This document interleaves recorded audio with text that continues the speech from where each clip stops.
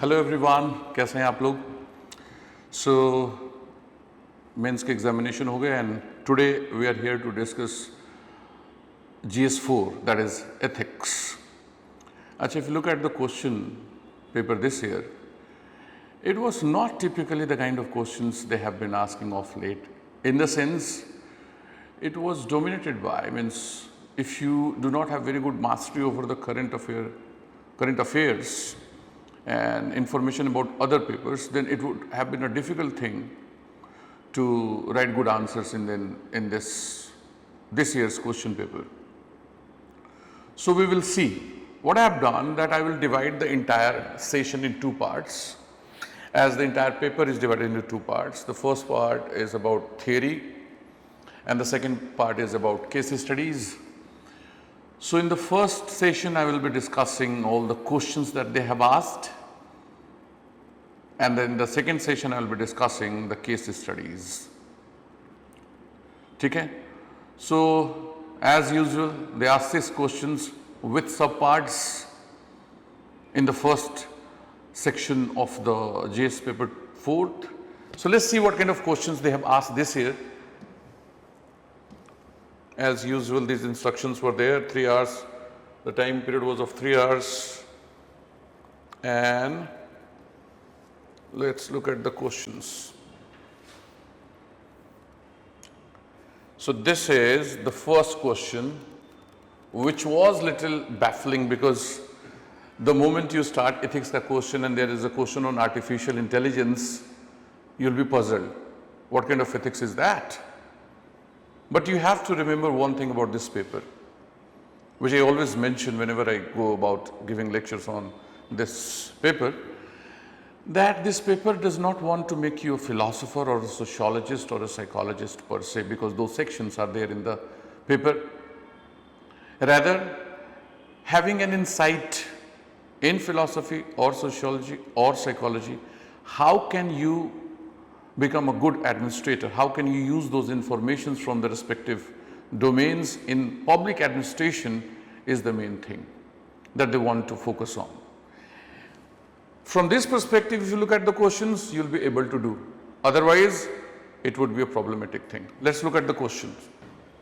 The first question is, the application of artificial intelligence as a dependable source of input for administrative rational decision making is a debatable issue.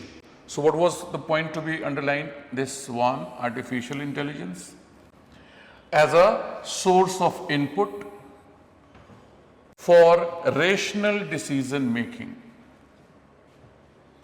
Means in civil services, in administration, if you have to take a rational decision whether you should rely on artificial intelligence or not is a debatable topic, right? Critically examine the statement from the ethical point of view. So this word here explains very simple point, that you do not need to only criticize but to put the positive aspects of the same as well. How artificial intelligence is helping and at the same time its limitation, pros and cons. If you know certain points, it will be easier for you to write the answer. See here, if you write a generic answer, so you will define what is artificial intelligence, then you will reflect something, how it is beneficial for governance, beneficial for administration, and then you will point out the limitation of the same. But the point is, unless you put some information which may come from current affairs or artificial intelligence that you studied in science and tech, it won't be a very good answer. जब तक 2-4 point दोनों तरफ आप नहीं डालेंगे, it won't be a very good answer. So in that sense, it is not typically a question of ethics, but it is part of applied ethics. How you are applying ethics in artificial intelligence. So this question from applied ethics, especially in the domain of administration. How artificial intelligence is good for administration and how it is bad, or how you can point out certain limitations of the same. तो मैंने इसका question का answer लिखा है. See, 150 words is too less to reflect on such an issue. But as you have to point out, you have to write in 150 words only. So you have to be very precise with things. That's why I suggest, and that is what all of you know who have written your mains, that before writing an answer, it is necessary to draw a structure. So for me, if I would have answered this question, I would have started like this. The first thing, I go like this. I draw a line and then 3 points, 3 paragraphs I am going to write, or 4 paragraphs. So first, define AI. Here write pros, here is cons, or how it is beneficial, benefit, and then limitation. And then 2-3 lines conclusion. Done. It may appear it is not a question of ethics, but as I pointed out, it is a question of this paper, ethics, integrity and aptitude. So how will you go about it? I wrote an answer for the same. Let's see how did I go for this answer. See, in the first line, I just define it. Artificial intelligence is the ability of machine to perform tasks that usually require human intelligence. Ability of machine. Ability of machine. Usually computers, but I have limited it to machines. Usually computers, because beyond computers also artificial intelligence can be there. One example, very simple example, if you go to a hospital or a government building or any other building, if doors open on their own and close by, that's example of artificial intelligence, or a robot, artificial intelligence. But in general, ability of machine to perform tasks that usually require human intelligence, such as learning, reasoning and problem solving, then that is known as artificial intelligence. Very simple definition. Then how it is helping? So probably it is like all these points is like positive, in support of artificial intelligence. For this, you may not recall all these points, but at least 2 points. Even if you have 2 points, that would suffice. See, my government platform utilizes artificial intelligence to gather citizen feedback on policies and initiative to foster greater public engagement and transparency. That is 1 point. Suppose you do not remember this, then for sure you would be knowing about this one for sure. Intelligent traffic management system. When you look at cities like Bengaluru or Delhi, they are implementing artificial intelligence driven system to monitor traffic patterns and adjust signal timing in real time. For instance, on a particular road, if there is too much traffic, they will see and adjust traffic light according to that. This helps to reduce congestion and improve road safety. Positive. Similarly, eSampark, again another platform where artificial intelligence is providing good results. An online grievance redressal system using artificial intelligence to analyze and prioritize citizens' complaints, ensuring faster response time, etc. All these points you must have studied in your current affairs or policies and programs. Then Ayushman Bharat is something that you all are aware of. AI tools are used to analyze health data, manage patient records, predict health trends, and for better resource allocation. There also artificial intelligence is being used. Then this is to something that we all are aware of. Artificial intelligence powered train scheduling. Indian Railways employ artificial intelligence to optimize train schedules and maintain schedule, improving efficiency and safety. So you have some application in which you can know where your train is. For example, there is this app, where is my train? So if you are getting data, where are you getting it from? From internet, definitely. And Indian Railway is using artificial intelligence there. So all these points reflect how artificial intelligence is helping in administration. Out of these 4 or 5 points, 1, 2, 3, 4, I've written 5 points. Even if you remember, these two are something that can strike to anyone, that can strike to any serious UPSC student. So these 2 points, if you put and say this is how artificial intelligence is contributing to administration, fair enough. इतना बहुत है, 2 point डाल दिया, enough. But because you have to look at the limitation of the words, 150 words only. इतना पूरा लिखने पे this is around 500 words. I intentionally have written so that you can relate कि नहीं मुझे सब नहीं याद आ रहे थे, मुझे 2 point याद आ रहे थे, whatever. So if you go to the second one, just a minute. What is the point? But at the same time, the application of artificial intelligence in administration decision making raises several unique ethical considerations. यही उनको पूछना. This is what they are interested in. Whether you can point out those ethical considerations or not. Whether you're able to find out. Again, I have written so many points. Out of these points, even if you can write 2, fair enough. 2 there, 2 here, more than enough. So, what is the point? So, AI systems can inherit biases present in training data.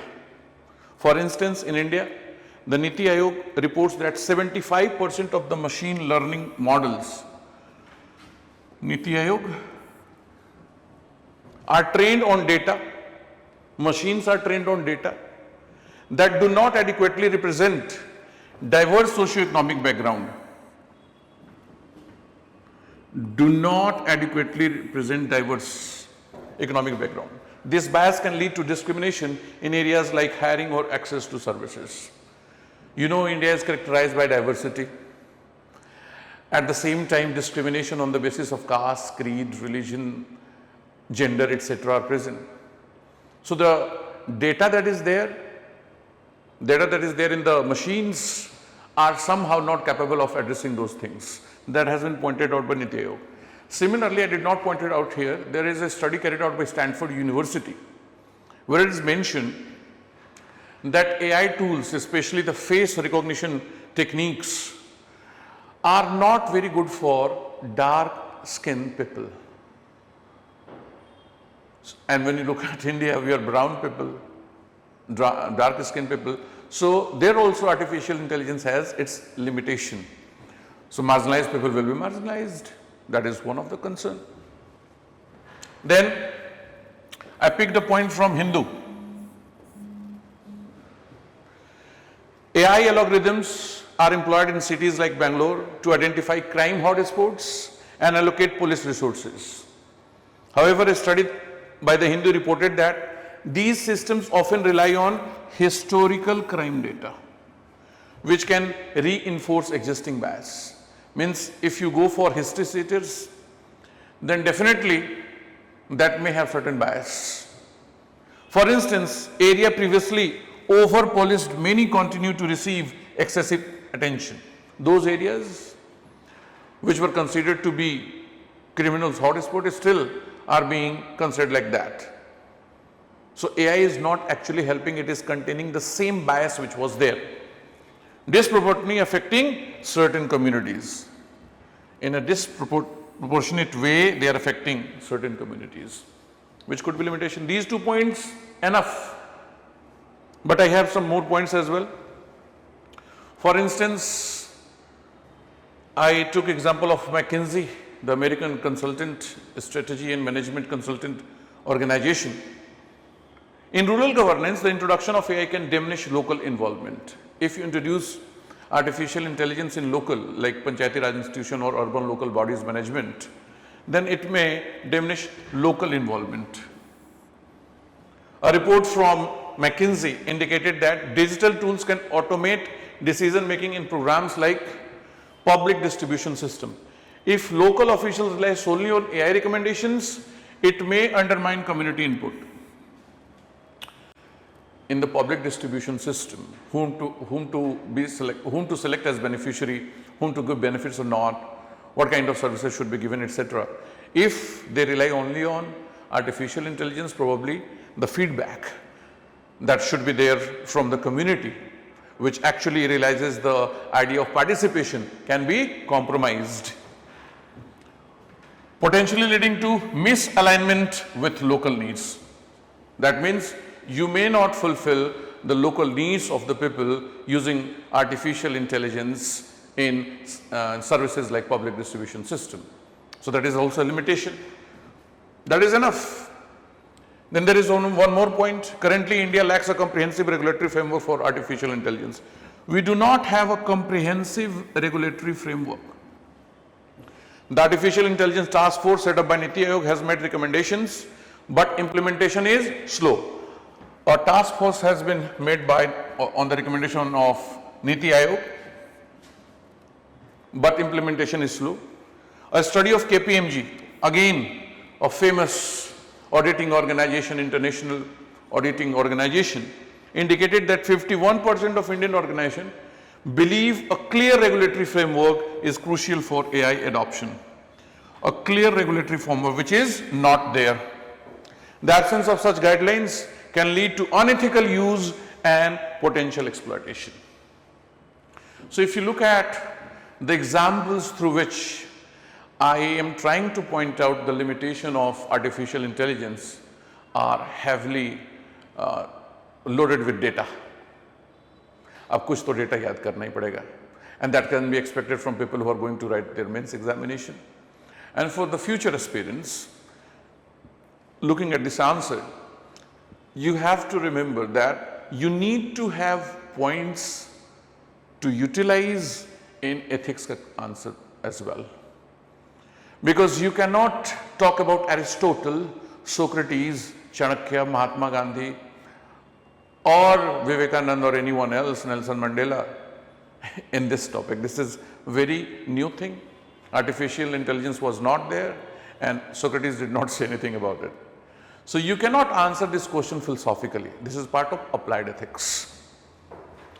So thus, the integration of AI in administration decision making brings significant ethical challenges. Issues related to bias, transparency, accountability, and informed consent must be addressed through rigorous data governance and inclusive practices. See, I got time to write answers, so I framed my answer in good words. But when you are writing, it is not necessary that you should go about writing this kind of sentences. It is not necessary. NCERT wala language is fair enough. So write on that way, pointing out the positive aspects of artificial intelligence and then the negative. You have to justify the statement given.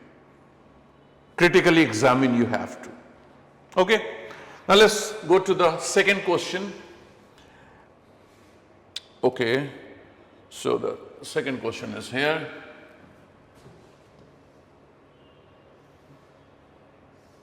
Okay. Ethics encompasses several key dimensions that are crucial in guiding individuals and organizations towards morally responsible behavior. That's a statement. अब इसमें what is their dimensions, key dimensions, that is from the syllabus. So this question was directly related to the syllabus, the first topic, ethics and human interface. There is topic dimension of ethics. From there this question is there. Ethics encompasses several key dimensions that are crucial in guiding individuals and organizations towards morally responsible behavior. Explain the key dimensions of ethics that influence human actions. Then discuss how these dimensions shape ethical decision making in professional context. So what is this question about? This question is about key dimension of ethics and how these dimensions shape ethical decision making. So again, for this, if I have to make a structure, the first thing I will discuss is dimensions of ethics and how they contribute in professional context. These are the two parts, and finally conclusion. Up here, when you're discussing the dimension of ethics, you can talk about the meta-ethics, normative ethics with three parts: virtue, deontology, and consequentialism.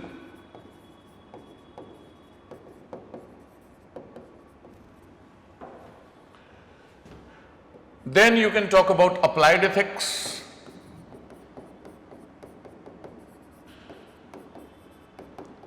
plus you can also talk about descriptive ethics.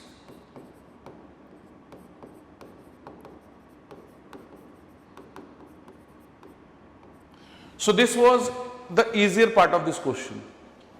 If you have studied ethics, you are aware of these dimensions, and write in 50 words, describe in 1 line or 2 line, describe all these things, whatever you know. And then explain how it is contributing in the professional context. Here, if you give 3-4 examples with heading, enough, and then conclude that definitely these ethical dimensions give enough insight to perform well in the professional context. Okay? This was easier a question. Let's see how did I go about this question. What did I do? So I started with defining. देखो मेरे answer में it is bit lengthy, but for you it is not necessary, because I am not just answering, at the same time I am explaining things in detail, but you have to limit. The way I explained in the previous question, pick only 2 points from both and you will only having 150 words. Here also, don't go for lengthy explanations, just write in 1 line or 2 line the definition of all those components that I just discussed, that are part of dimensions of ethics. So there are some major dimensions of ethics that guide individuals and organizations towards morally responsible behavior, such as, अभी बताया आपको normative ethics. मैंने पहले meta ethics को discuss नहीं किया. Normative ethics is the main thing. It focuses on establishing how individual ought to or should act and what moral standards should guide their behavior. Normative ethics focuses on actions, means what you should do. Traditionally, virtue ethics, deontology and consequentialism are part of it. Then I defined them one by one. Virtue ethics focuses on character of the individual rather than specific actions or ethical behavior. It focuses on character of the individual. For example, courage, honesty, etc., to guide ethical behavior. Then I have mentioned Aristotle. You can mention Plato as well. For instance, Plato talks about 4 cardinal virtues that an individual should have. If you do not remember, then you can go about Aristotle ethics, which promotes the idea of achieving eudaimonia. Eudaimonia means happiness or flourishing through virtuous living. That's it. But when you talk about Aristotle, he has talked about justice, courage, temperance and wisdom. Prudence जिसको बोलते हैं. 4 cardinal virtues he has talked about. But that much is not required here. Even if you do not want to write about this, it will okay. If you do not want to write about this, it is okay. You define in 2 lines what is virtue ethics. Then you go about deontology. But थोड़ा बहुत example रहेगा तो it is okay. In deontology, focus is on the morality of actions rather than their consequences. Deontology focuses on actions. Deontology is comprised of two words, deon and logos. Deon means duty, logos is reason. So if duty is the reason because of which you are doing something, then it is morally right. That's what deontology is. I wrote it like this. Actions are considered right or wrong based on adherence to rules or duties. And when you talk about deontology, you have to talk about Immanuel Kant. So Kantian ethics, which emphasizes the importance of following moral laws and treating individuals as ends in themselves. So you mentioned about Immanuel Kant, enough. Then when you talk about consequentialism, you have to talk about Jeremy Bentham and J.S. Mill in 2 lines. So consequentialism considers the rightness and wrongness of action is determined on the basis of outcome, result. Consequence means result. So when the result is good, action is good. End justifies the means. Whatever comes to your mind, write that. For instance, utilitarianism, which advocates for actions that maximize overall happiness or well-being. And Jeremy Bentham and J.S. Mill advocated this approach. So this is normative ethics. Then you talk about meta-ethics and descriptive ethics and applied ethics. Meta-ethics is the theory building part of it.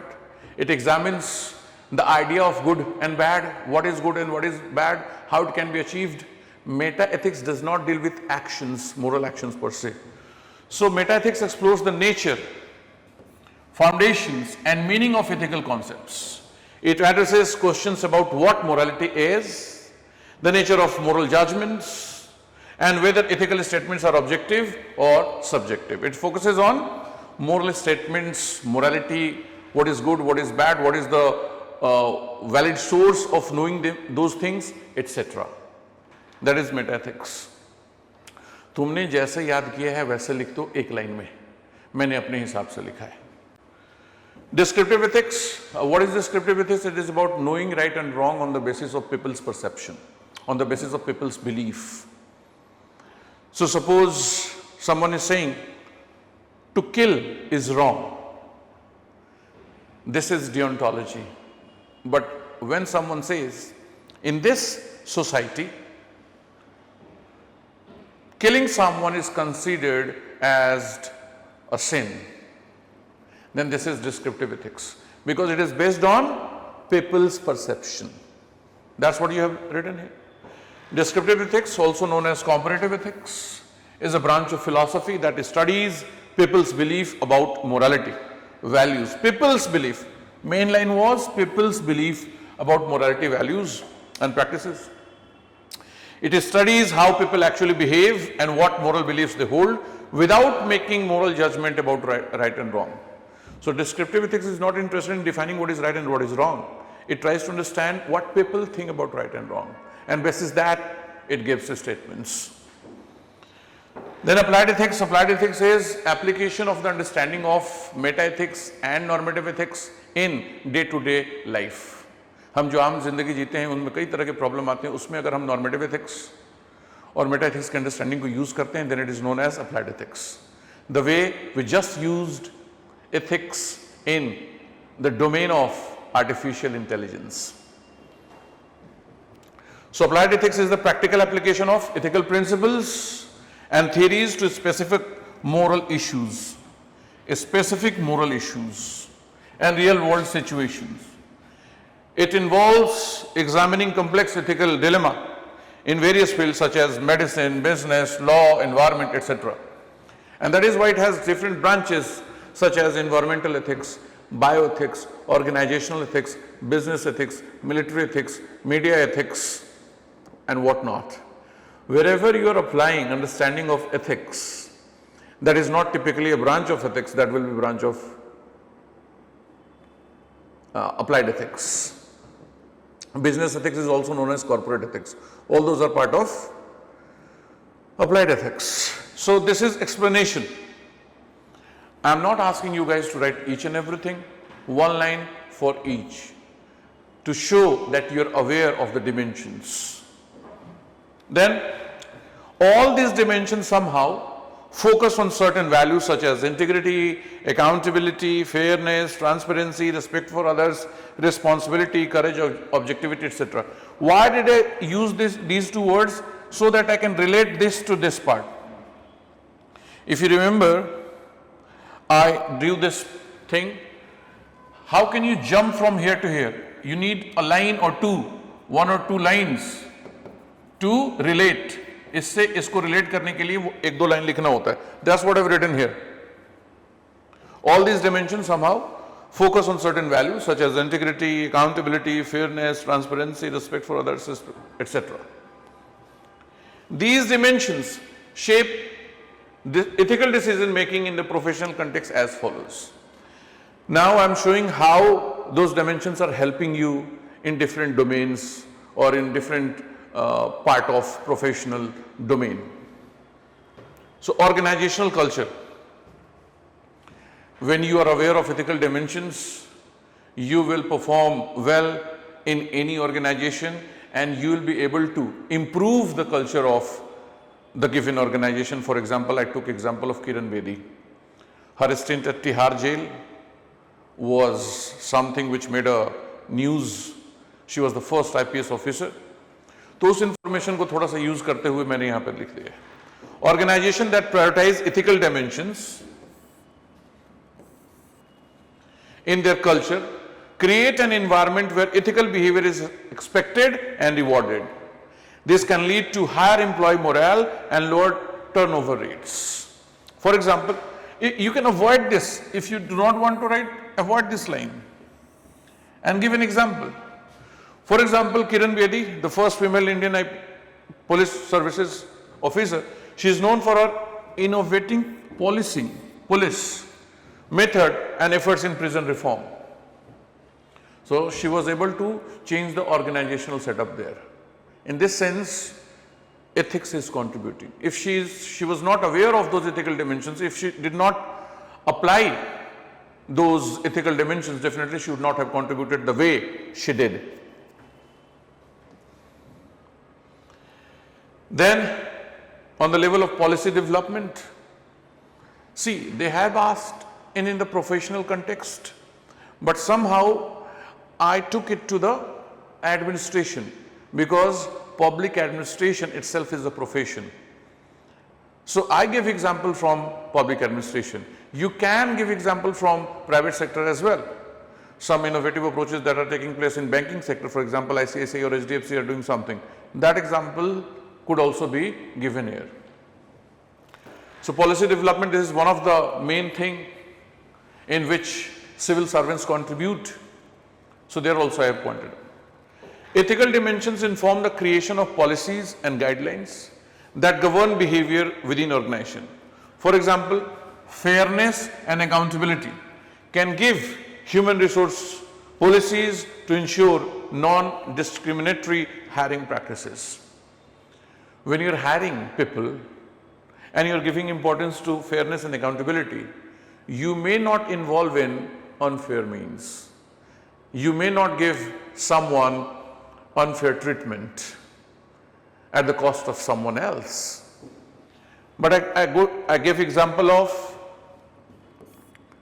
a civil servant, Ranjit Singh. He was Secretary of Ministry of Agriculture. He has played a key role in implementing policies to enhance agricultural productivity and support farmers. Policy formation, policy development plus implementation एक साथ लेके मैंने एक example दे दिया है. You may not have these many examples with you, but in order to write a good answer, you should have at least two. दो तो होने चाहिए. Then only you will write a good 150 words answer. Training and development. Organization often provide ethical training to help employees so that they can navigate complex situations. This training emphasizes on the key ethical dimensions, means through training, ethical dimensions are incorporated, equipping individuals with the tools of making sound ethical decisions. When you have ethical dimensions, then definitely you will take better decision. Otherwise, you may involve in biasness, prejudices, etc. Stakeholder consideration.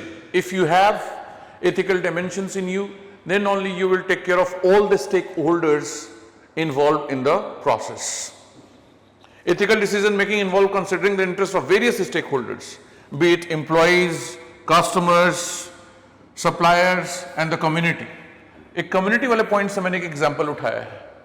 By prioritizing respect for others and fairness, organizations can enhance their reputation and build stronger relationships. He is a very famous IAS officer, Armstrong Pome. So from here I took the example. An IAS officer is renowned for his innovative approach to governance, notably initiating the People's Road. I said community से मैंने relate कर दिया. You know about him. People, they are demanded for a road of 1 kilometer, but somehow there was no means available from the government sources. So he started on his own, involving his brother and peer group, and he was successful in making 100 kilometers ka road. That is incredible. So that in Manipur, enhancing rural connectivity and empowering local communities. So what was there? A stakeholder consideration. So I gave examples mainly from the Indian administrative sector, bureaucracy. You can give example from other sectors as well, because it is about professional world and civil services is one of the profession. तो मैंने क्या किया है, limit रखा है उसको वहीं तक. You can give example from other segment as well. Okay, now come to the next question. What is the next question? When you look at the length of the questions, they were puzzling. कितने बड़े-बड़े question दिए हुए हैं. Previously they were not asking like this, so this year it was puzzling to read and then write. And that's what is the toughness of this paper is all about. वरना ऐसा क्या कुछ लिखा है मैंने आंसर में जो आपको समझ में नहीं आया. You have the idea of ethics, you have the data, and you can write a good answer. Otherwise, it is going to be a problematic thing for you. For instance, the first question was part of applied ethics that you should have in brain. In the second question, you were supposed to know the dimensions of ethics, then you would have written a good answer. Otherwise, it may not fetch you good marks. Let's come to this one. It is not enough to talk about peace. One must believe in it. And it is not enough to believe in it only. One must act upon it. Peace is a good idea. Good. You should believe in it. You say peace is good, and the very next day you are waging a war. What is the point of having a discussion on peace? And it is not only about believing in it, rather you have to act, you have to create, you have to involve in peace building measures. In the present context of the major weapon industries of the developed nations are adversely influencing continuation of number of wars for their own self-interest all around the world. What are the ethical considerations of the powerful nations in today's international arena to stop continuation of ongoing conflicts? So you have seen so many wars recently, Armenia, Azerbaijan, then Russia, Ukraine, and the conflict which is there in the Palestine region between Israel and Hamas and other groups. When you look, somehow the major parties are always involved, and the entire Middle East or the Yemen or Syria, all these countries, if you look, these dominant countries are there. Now if you want to first understand where this question is from, then it is from the second last topic, ethics in international relation and funding. That's the topic to which you can relate to this question, because ultimately it is about international relation. The Russia-Ukraine war, the ongoing war, I don't know when it is going to stop. Corona killed almost the same number of people throughout the world that are killed in Russia-Ukraine war. And we are saying that Corona was pandemic. If it was pandemic, technically it was pandemic definitely, I am talking in philosophical thing. If that event also killed around 5.5 lakhs people, and this is also killing around 5.5 lakh people, then how can you justify the same? There is hardly anything ethical about war. War is a crime. We should believe in it, then only you can answer this question. Definitely, defense is necessary, but ultimately, if people believe in the idea that war is wrong, there is no need of defense. Definitely, that is another thing. मैं उधर नहीं जाऊंगा, मैं philosophy में रुकता हूँ. So this question is related to that topic. How will you go about it?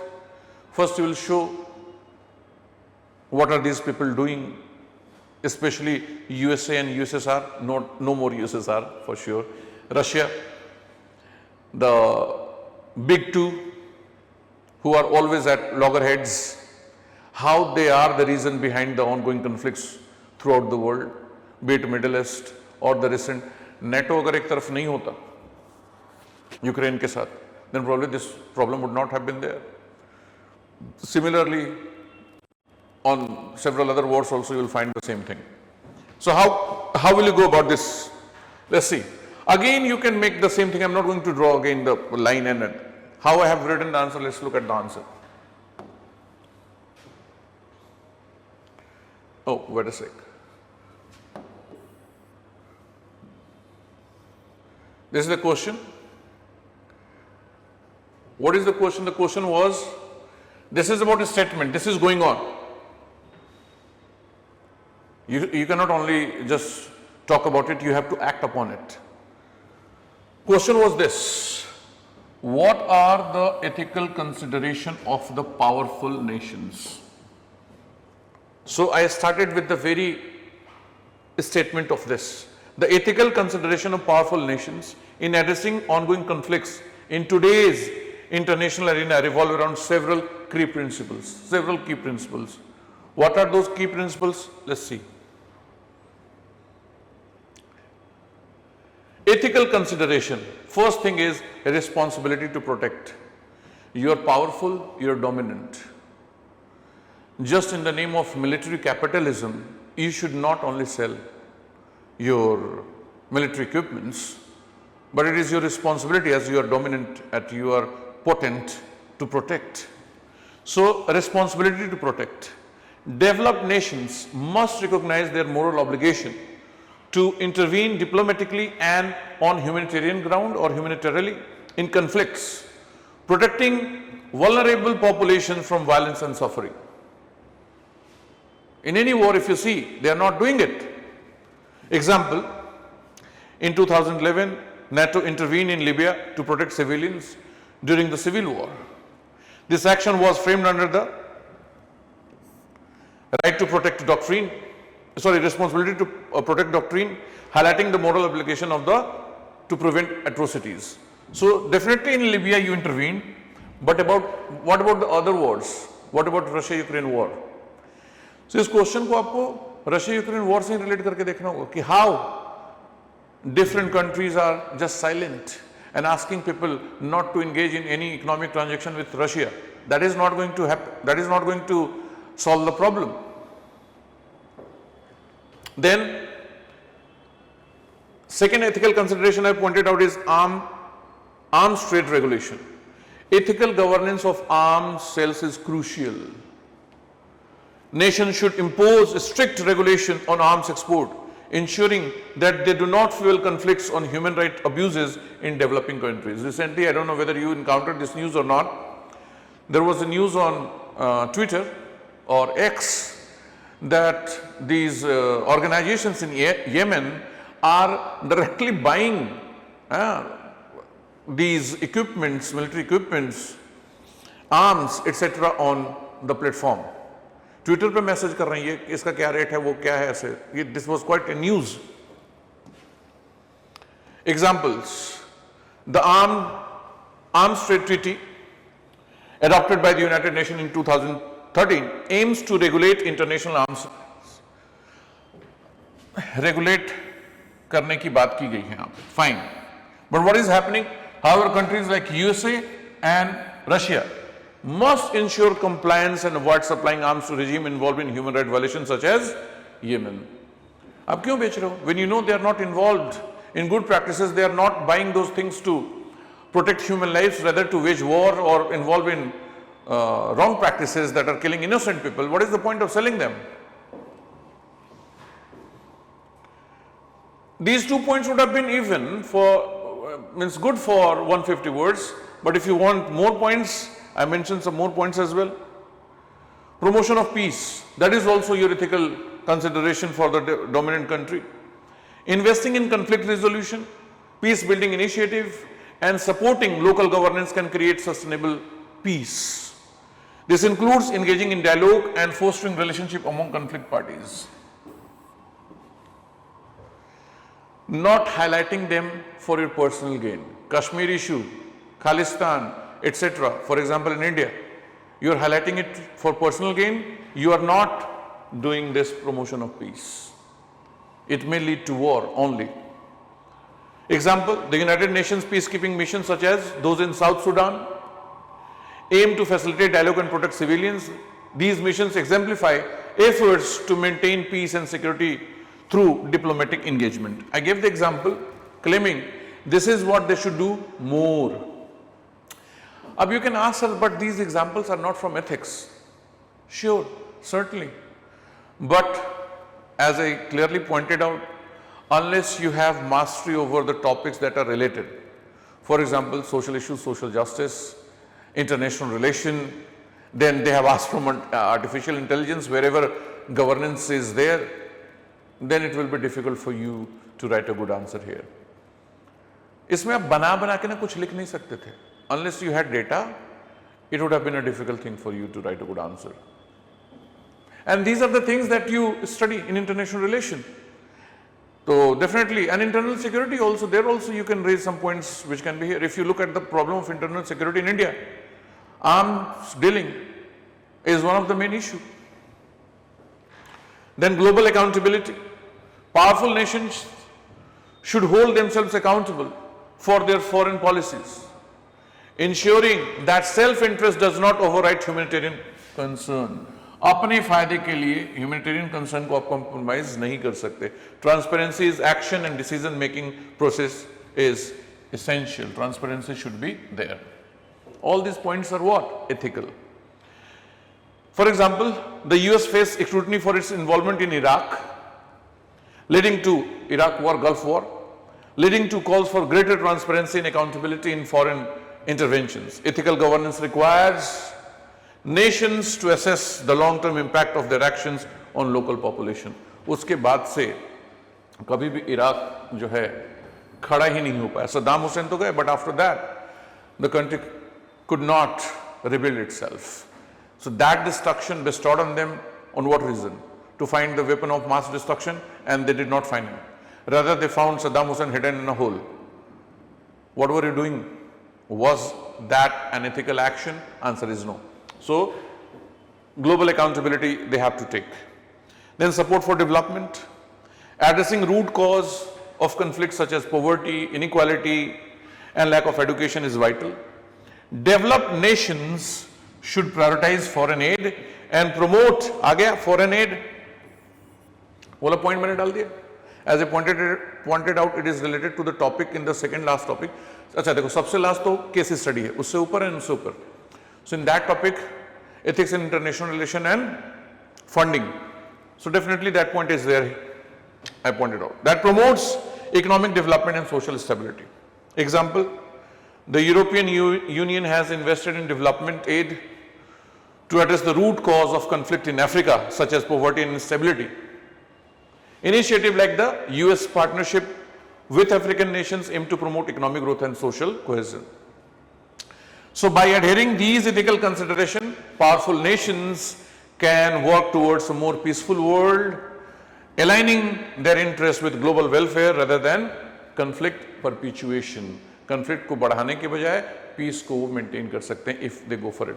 See, you can write these points. I have mentioned 5 points. You can mention 4 points. Don't write too much like this, but give examples and you will fetch marks.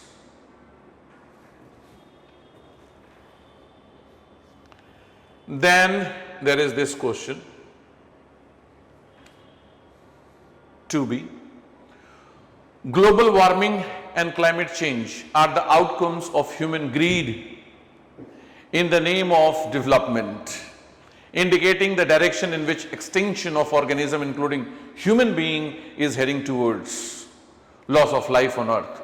How do you put an end to this to protect life and bring equilibrium between the society and the environment? So this question is about sustainable development and putting a check on the initiative and the work or the development model of the developed countries. In the name of development, whatever you have done, that cannot be justified. You have to put a check on it. Otherwise, the life on earth will face extinction. The way we are going about development, it may lead to loss of life. So focus on sustainability should be there. How to go about it? Simple sa question hai. This is a very simple question. Again, if you want to relate it to a particular topic, you may not find as such. But yes, in international domain, when you talk about the idea of development, what is being done and what should be the way through which the developing countries on the least developed countries should go about is what it is required to be written here. आप example दो कि development के नाम पे ये किया गया, ये ठीक नहीं था, ऐसे करना चाहिए था, ऐसे करके. You can write a good answer. Let's see how did I go about it. To combat global warming and climate change, a multifaceted approach is essential. That is the main thing. The question has started with global warming and climate change. So this question is related to these two main topics. So how we will go about it? First, we must transit to renewable energy sources like solar, wind and hydro to reduce dependence on fossil fuels. That is because that is one of the main reasons of carbon footprint. Implementing a stricter regulation on carbon emission and protecting energy efficiency in industries and transportation can significantly lower greenhouse outputs. You will see this year they had this focus on artificial intelligence and global warming and climate change that is reflected in the case study things as well. We will see out of 6 case studies, you will find there are case studies in which artificial intelligence and global warming or environmental thing has also been given importance. So broadly if you look, they give importance to these 2 points which is not directly there in the syllabus of ethics mentioned by UPSC. But as you have studied all these points somehow somewhere, ecology, disaster management, there you study about this, so it is not a very difficult thing to write about. Implementing a stricter regulation on carbon emission and promoting energy efficiency in industries and transportation can significantly lower greenhouse gas output. How do you put? आपको उपाय बताना है. So this is the first thing you are suggesting. For instance, countries like Denmark have successfully invested in wind energy, generating over 47% of their electricity from wind turbines. Their ships reduces reliance on fossil fuels and lower carbon emission. Second, so first thing is transit to renewable energy sources. Second, reforestation and sustainable land use practices can restore ecosystem and enhance biodiversity. Supporting land and indigenous communities in conservation efforts is vital for maintaining ecological balance. And then you can give an example. Initiative like Brazil's Amazon Fund promote reforestation and sustainable agriculture to protect biodiversity and combat deforestation. Then it is about this very important thing. Awareness about education and sustainable practices. Socrates has once pointed out, people do not do wrong because they want to, probably because they do not know about it. लोग गलत सिर्फ इसलिए नहीं करते हैं या लोग गलत इसलिए नहीं करते हैं क्यों करना चाहते हैं. लोग गलत इसलिए करते हैं कि उनको पता ही नहीं है कि ये क्या गलत है. That's why in any program when you talk about, they always talk about awareness and publicity. People should know what they are doing is wrong. So this is what it is. Fostering awareness and education on sustainable practices among individuals and businesses can drive collective action toward environmentally responsible actions or choices.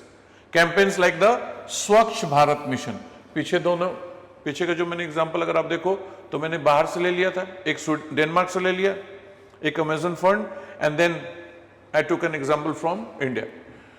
Even if you take two examples, like Sweden wala to is very famous example, so you can always mention that. And then Swachh Bharat mission is also very famous, that also can be mentioned in the answer. ये recall करने में कोई दिक्कत नहीं हुई होगी आपको.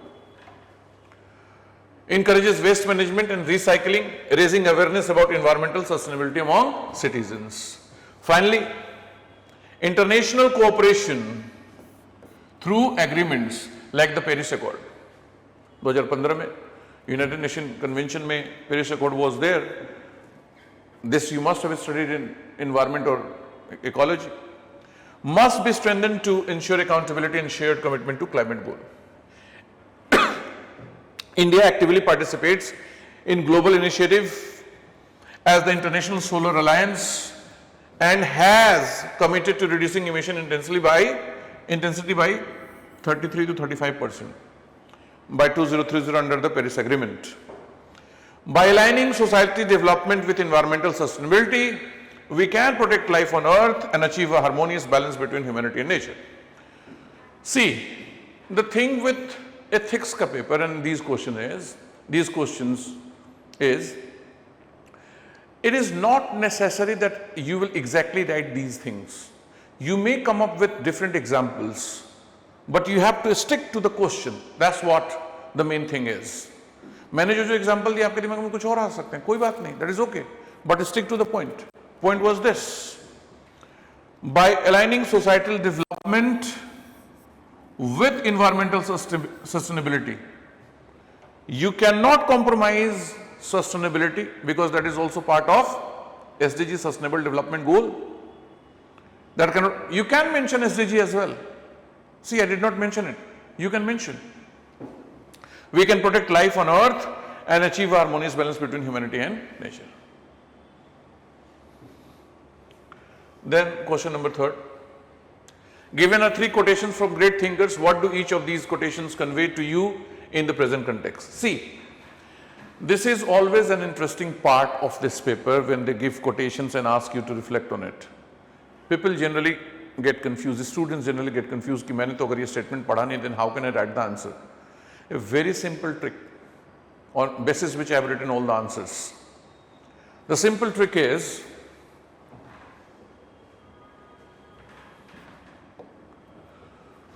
whenever there is a statement, either you have read it somewhere or not. If you read it somewhere, explain in the read context. Explain the statement in the context that you read it. Just explain in one paragraph. Even if you have not read it anywhere, explain it. Explain it in simple words.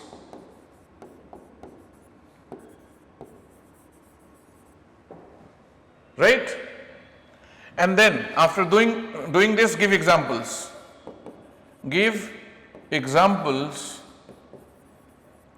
to support the view or the statement.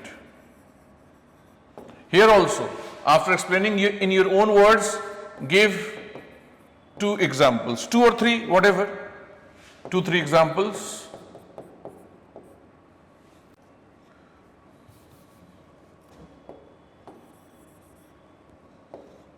Two, 3 examples to support the statement or in support of the statement. That is how you should go about statement based questions. You cannot find a book where all the statements with their given context are explained and you can write in mains. That is not possible, and that is not the demand of these questions. Whether you understood the given statement or not, and how do you apply and how do you find it relevant or right is what you have to explain. You write it like this and see whether you are fetching marks or not. देखो अभी तक जितने हमने question किए, there we did not reflect anything philosophically too much. It was all based on information. So the very demand of this paper is not making you a philosopher, but thinking philosophically on a given topic. When you think philosophically, you use your mind to analyze things.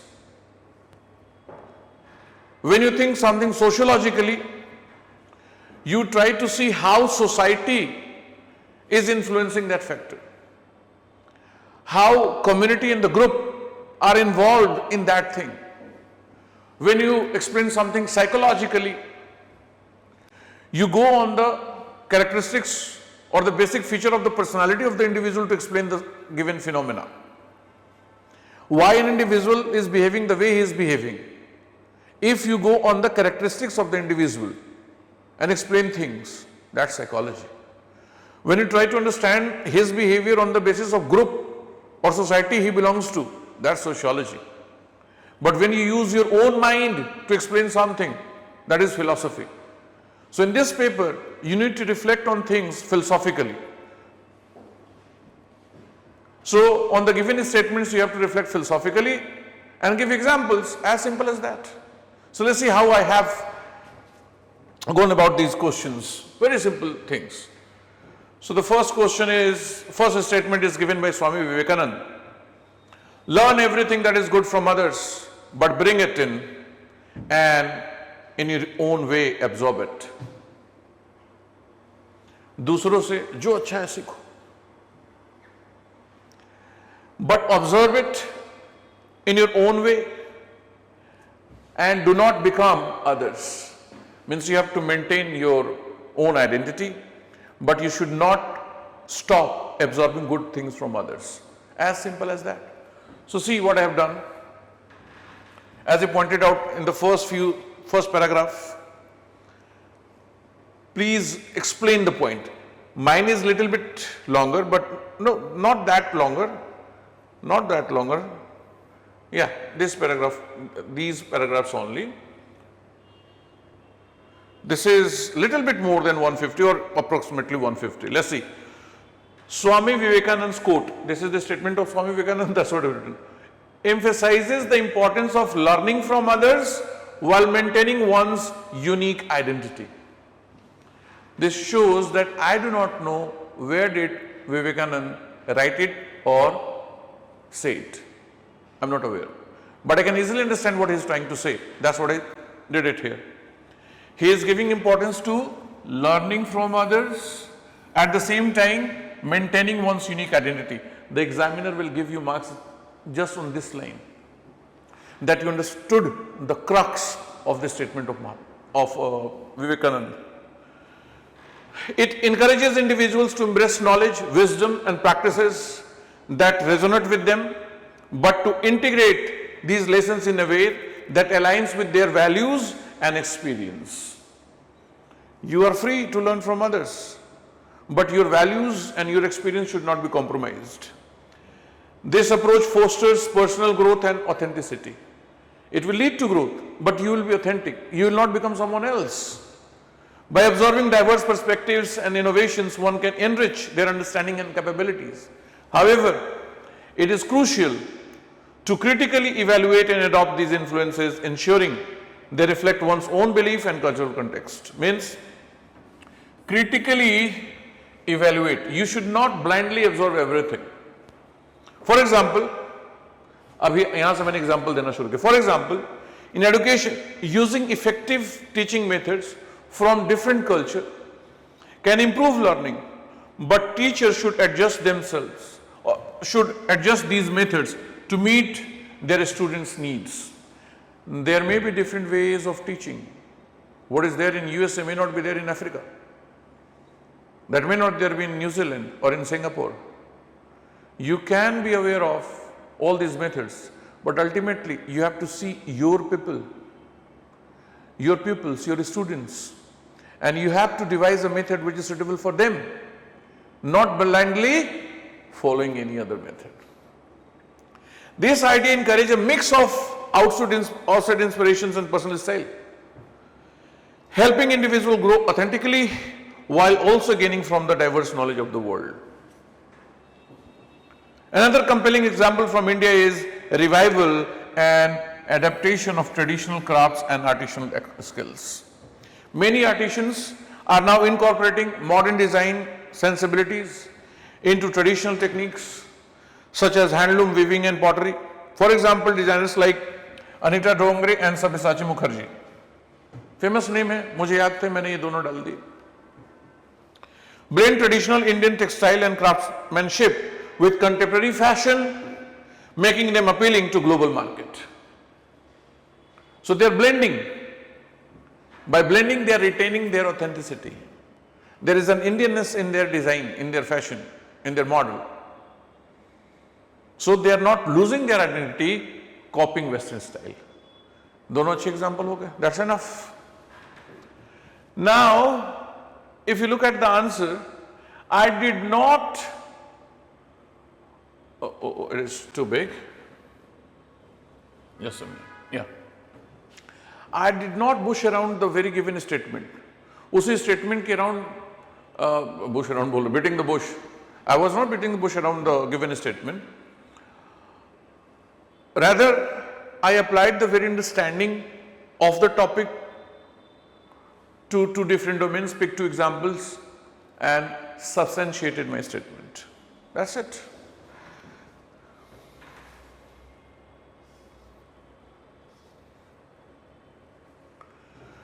Then there is another statement of Sardar Patel. Faith is of no avail in the absence of strength. Faith and strength both are essential to accomplish any great work. Again, if you're not aware of this statement, I wrote all these statements in a way that I'm not aware of the context when he said so. Anyone, be it Vivekananda or Sardar Patel. So how did I explain it?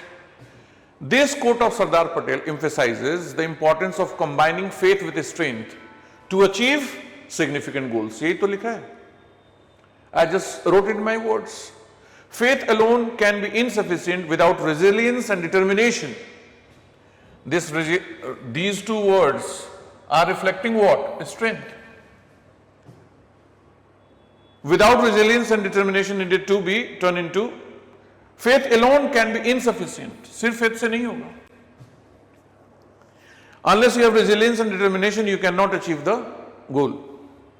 In the context of India's struggle for independence, Patel demonstrated this principle by unwavering believing in the vision of United Nation. When you talk about Iron Man, when you talk about Sardar Patel, you have to talk about this thing, so I put it there.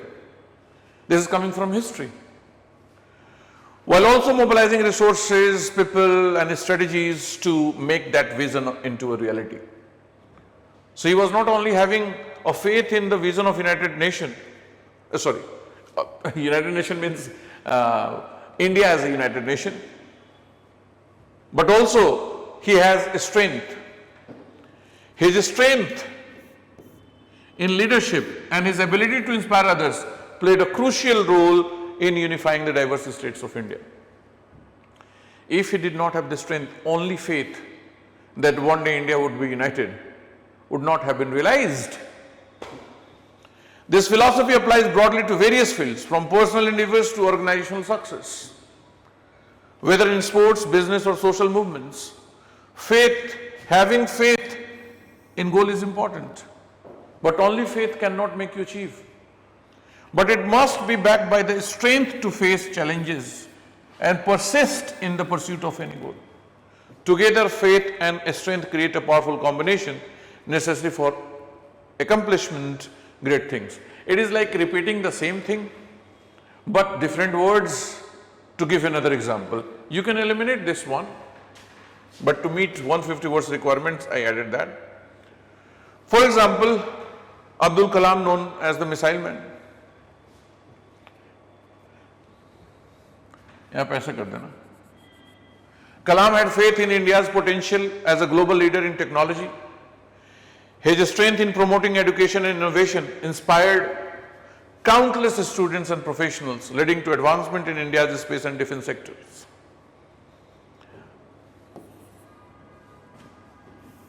ये word, faith and strength. You have to use the keywords in your examples to show that you are proving the statement. Okay, that's it, enough. Then there is another statement by Immanuel Kant, philosopher, German philosopher. In law, a man is guilty when he violates the rights of others. In ethics, he is guilty if he only thinks of doing so. Point is, Immanuel Kant is giving more importance to ethics than law. So you can relate this topic, this statement to the topic when you try to understand the difference between law and ethics and which one is important. In the second last topic, again there is a subtopic in it, law, rules, regulation and ethics as source of ethical guidance. In general, when you study this paper, you know law also tells you what is right and wrong, but ethics supersedes it. In that context, if you look at this statement, Immanuel Kant is just giving importance to ethics. When you break the traffic rule, you are wrong as per law. But as per ethics, the moment you thought of breaking it, you committed a wrong. Right? That's what it is here. This quote of Immanuel Kant highlights the distinction between legal guilt and ethical responsibility. In a legal context, a person is deemed guilty when they actively violate someone else's right, leading to tangible harm. If you're doing some tangible physical harm to someone, then only it is guilt. However, Kant invites us to consider a deeper moral dimension that extends beyond the letter of the law. Law में जो लिखा है बस वहाँ नहीं, उससे ऊपर जाना है, उसके अंदर जाके देखना है. In his ethical framework, the moral value of an individual is not solely determined by their action, but also their intention and thought. Kant posits that ethical guilt arises when one merely contemplates wrongdoing. When you even think of doing something wrong, you did wrong. Because without that thinking, you cannot do wrong. Law will come later. Oh, you did wrong. You are guilty. Ethics will come before that. Oh, you are thinking about it. It is wrong. This perspective highlights the importance of moral duty and intrinsic value that guide human behavior. He is a scholar, he is a philosopher who supports deontology through his idea of categorical imperative. I did not mention those things here because I did not want to reflect too much of philosophy in the answer, so I limited. But when you study, you know that Immanuel Kant is behind the idea of categorical imperative, where he gives importance to intrinsic value and moral duty. Let's look at the example. थोड़ा सा लंबा मैं elaboration में गया, 2 paragraph लिया, this is mainly 1 paragraph only if you see. Then go about examples. For instance, in India, political corruption is pervasive. It is present everywhere. Legally, politicians may face consequences may not face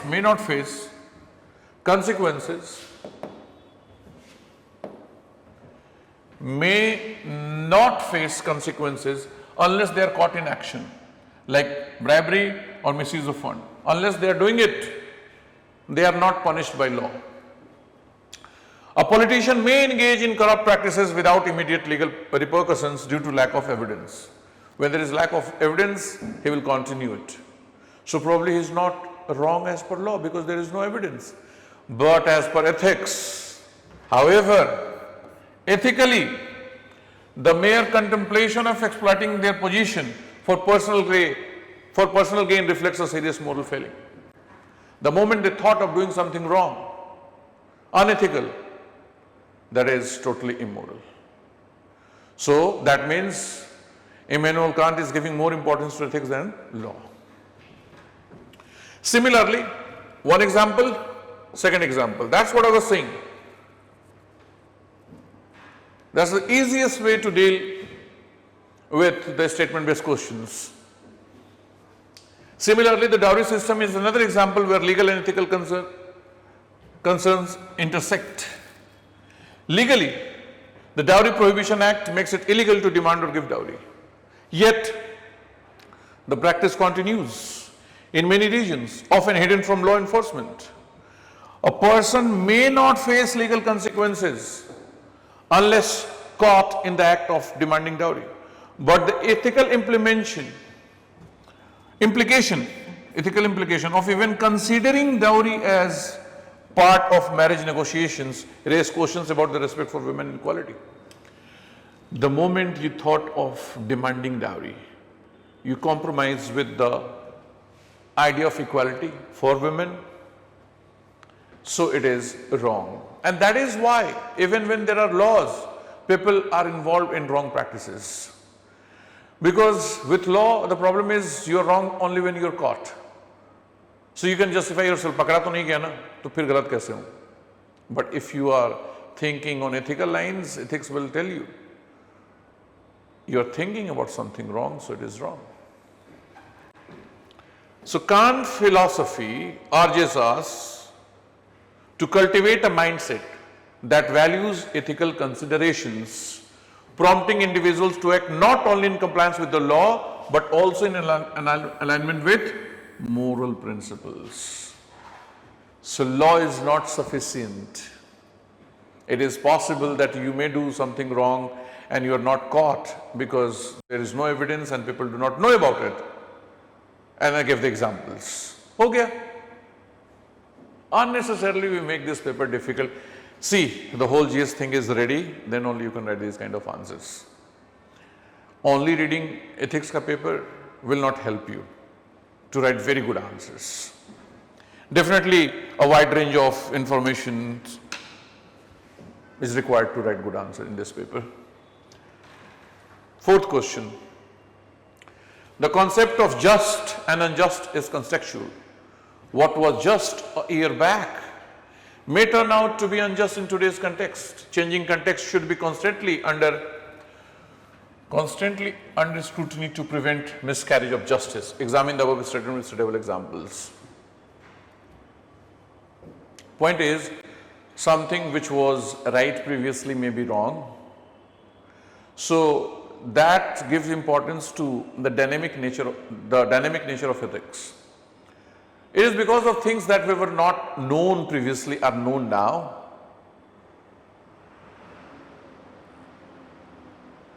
That reflects the dynamic nature of ethics, and that should be given importance. What? Something which was not known earlier and now it is known. For instance, when we talk about, say, sexuality of the individual, homosexuality or sexual relationship between two people who are having same sex was recognized legally recently in 2018 by the Supreme Court. It does not mean it was not there previously. It was there, but somehow it was illegal. Somehow it was illegal. Though initially Delhi High Court said it is right, but Supreme Court did not allow it, but finally in 2018, now it is recognized. That shows the idea of ethics is changing. Something which was wrong earlier, now it is right. Things which are changing should be given importance so that justice should not be denied. A person who is homosexual, if he is punished, probably you are not understanding the changing nature of sexuality. Same applies to other things as well. For example, environmental concerns. Previously, for development, whatever was necessary was done. The blind run behind industrialization led to consequences which are harmful consequences for the humanity. Now they are considered to be wrong. These examples could be given to elaborate this point. 150 words. I gave some examples. This is little bit longer, but you can make it short. The idea that justice is contextual, that's what the point is. You have to focus on the idea that justice is contextual means that what is seen as fair can change over time as society's values and beliefs evolve. For instance, views on gender rights have changed significantly. Means previously girls were not having the kind of rights that they enjoy now.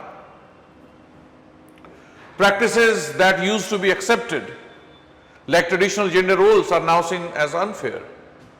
Means women are supposed to be in the house only taking care of babies. That is not considered fair now, which has led to reforms aimed at property equality. Equality promote करने के नाम पे वो चीजें बदली.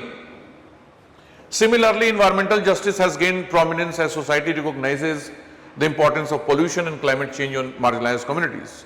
Laws that prioritize industrial growth are being revalued to ensure sustainable practices that protect these vulnerable populations. Wherever in the name of development displacement has taken place, these problems were highlighted, be it Sardar Sarovar Dam or any other establishment of factories in the tribal area. This issue has always been raised. That is what I have pointed out. It became too big. Oh, it is too short now. Just a minute. Okay. Similarly, environment, okay, the Narmada Bachao Andolan, for example, okay, I can increase it from here. The Narmada Dam project, and opposite to it was Narmada Bachao movement. In India illustrates how environmental justice can change over time. See, this elaboration, if you find it too much, you can delete it. From there, you can directly jump to here as well, but it is actually related, environmental justice. How environmental justice can change, that's the main theme over time. Initially, building large dams were seen as a good way to boost economic development and irrigation. However, it soon became clear that projects would displace thousands of indigenous people and harm the environment.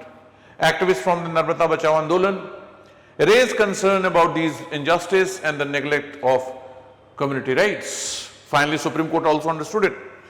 As awareness grew, legal frameworks began to adapt. The Supreme Court of India stepped in, stressing the importance of environmental assessment and the right of those affected. This situation shows that what was once considered accepted for development is now being reassessed for its ethical environmental impact. So it is very much related to the topic. That's how you have to write the answer. Take example and prove the point. Similarly, in the realm of LGBTQ plus rights, the decriminalization of same-sex relationship in India illustrates a significant shift in understanding of justice and equality. What was once, what was once deemed acceptable has now become recognized as violation of human rights. Means discrimination was considered acceptable, now it is considered as violation of human rights. In 2018, the Supreme Court of India, Deepak Mishra was the Chief Justice then, decriminalized homosexuality, recognizing that the law violated fundamental rights of equality and dignity. This landmark ruling, acknowledging the changing attitudes towards LGBTQ rights and highlighted the importance of justice that reflects contemporary values of inclusion and human rights. These examples illustrate the necessity of continuously scrutinizing social norms to ensure that justice evolves and reflects current values, preventing miscarriage of justice and fostering a fairer society. So when I concluded, that's what the main thing here.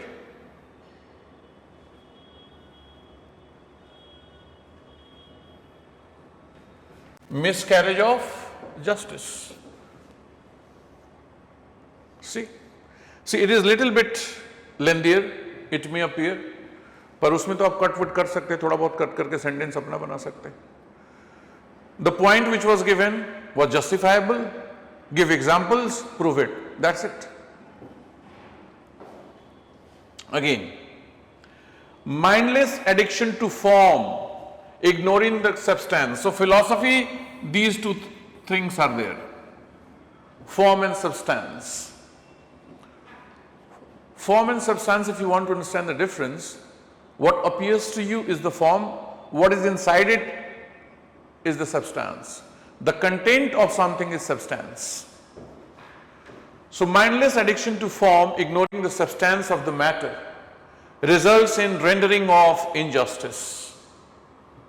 A perceptive civil servant is one who ignores such literalness and carries.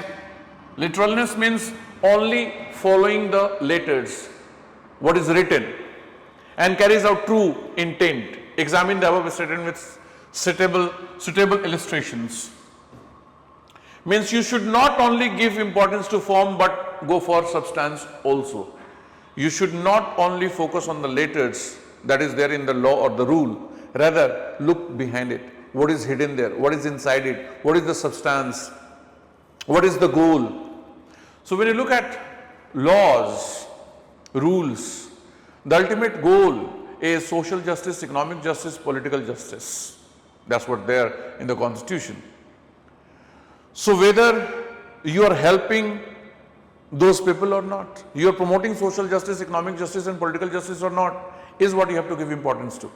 Of this question, why I am discussing it like this? Because it is about perceptive civil servants.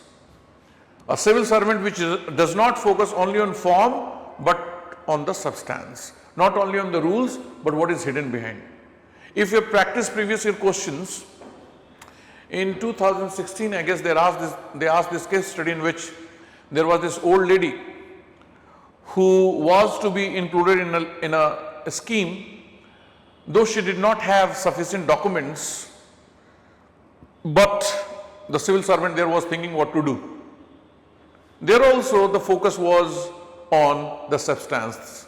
The scheme was to help the women in pitiable situation. Even though she did not have documents, you can help. How? That is totally on you. Help her to make her documents done. Till then you can add the women in under the scheme provisionally, etc., etc. Saying no to the women was inhuman. That was clearly written. Cruel and inhuman. So if you're focusing too much on the letter that are there in the law and not understanding the spirit behind it, then you are missing the substance. That's the understanding of it. Let's see, how did I write the answer?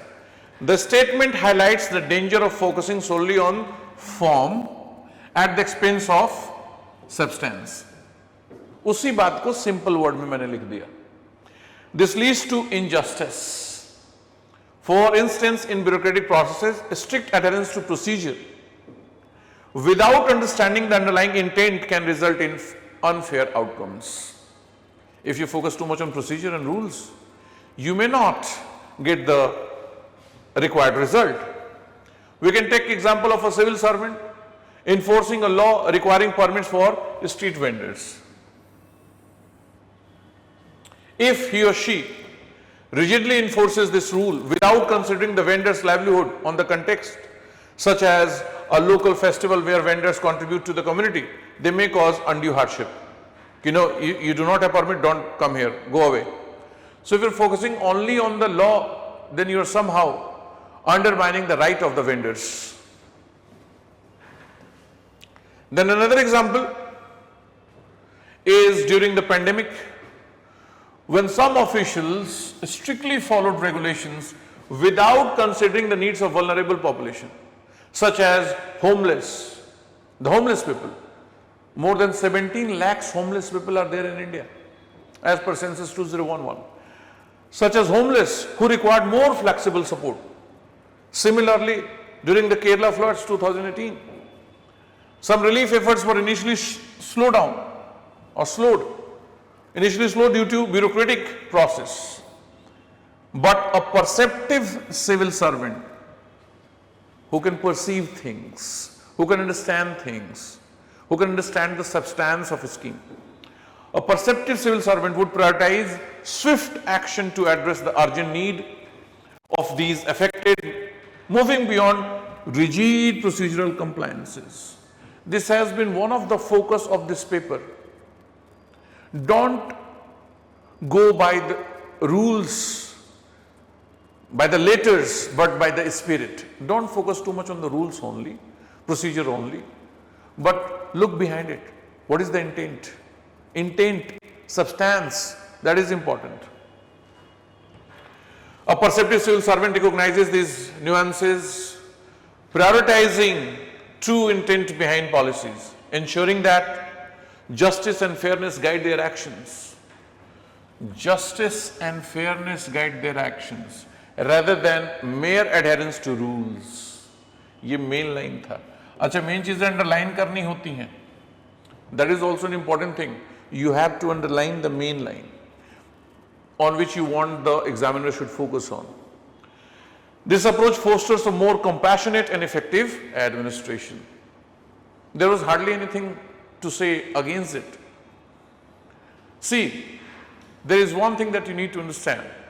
As an administrator, definitely you will encounter this problem. And whenever they ask this type of question, rules are important only to ensure the objectivity of the process. Else, they are not very important. Rules only have instrumental values, whereas the goals have intrinsic value. If there is a scheme for, say, handicapped person, the importance is not of the documents. That is necessary only to ensure the credibility of the beneficiary. Otherwise, what will happen? People who are implementing the policy may give their value preferences more importance than the requirement of the scheme. The implementing agency should not be subjective, should not involve his or her personal preferences, is the reason rules are made. Rules per se do not have intrinsic value. Rules are only instrumental in nature. Ye idea, if you have this understanding, then that should be reflected in it. Okay. This is a typical question. Code of conduct, code of ethics, that is there in the last topic of the syllabus, just above case study. They have asked this question previously as well, and this year also they have asked the question. What is the question? Look at the question. The code of conduct and code of ethics are the source of guidance in public administration. There is code of conduct already in operation, where code of ethics is not yet put in place. Suggest a suitable mode for code of ethics to maintain integrity, probity and transparency in the governance. Very simple question, very easy question. If you read the second ARC 10th report and the subtopic is Public Services Code, where the Commission has reflected on the need of code of ethics, and it pointed out, though there is code of conduct present in India in the form of Civil Services Code 1968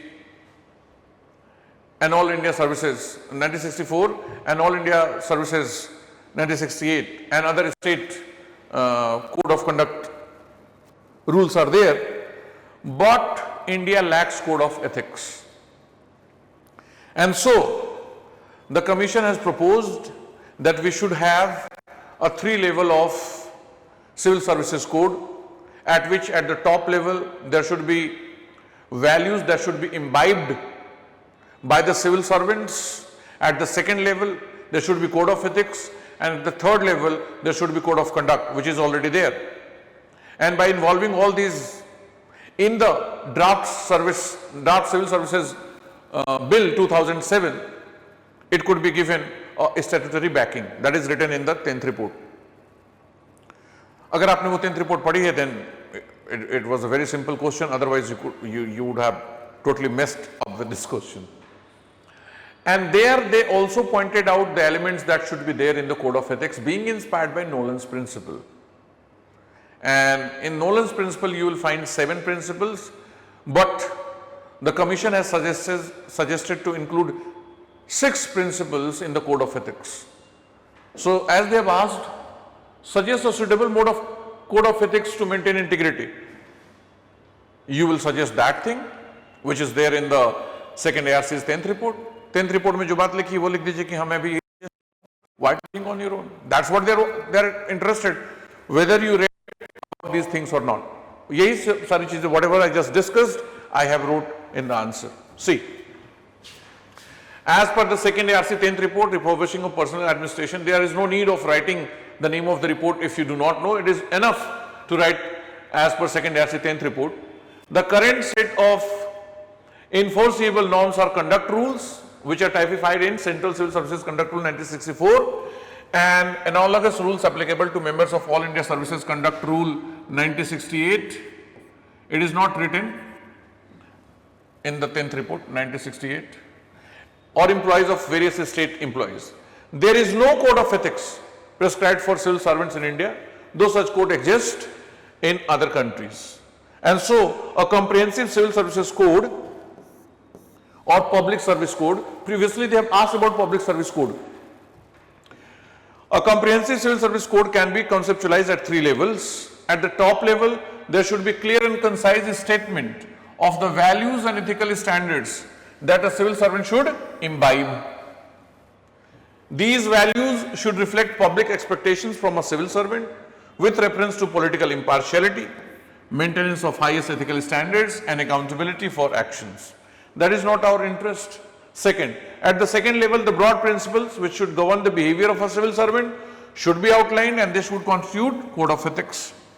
And at the third level, there should be a specific code of conduct, stipulating in a precise and unambiguous manner a list of acceptable and unacceptable behavior. That is code of conduct.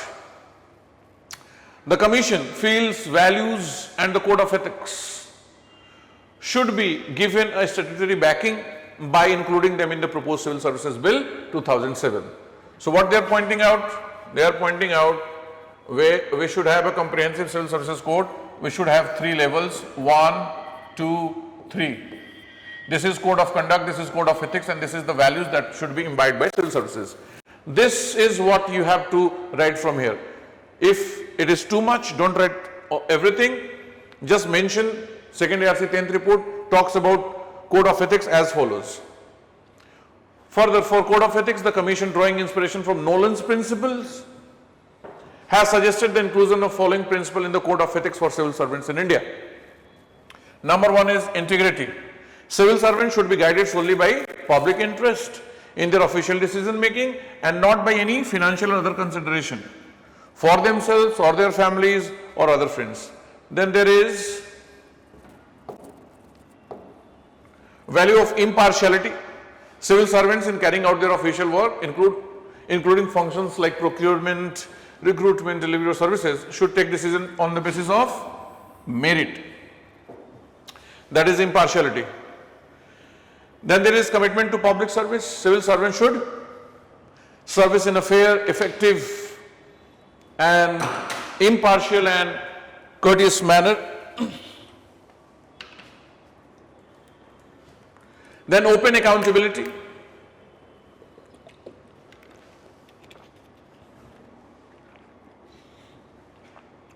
Civil servants are accountable for their decisions and actions and should be willing to subject themselves to appropriate scrutiny for this purpose. Devotion to duty, civil servants maintain absolute and unstinting devotion towards their duties and responsibilities of all citizens, all the times.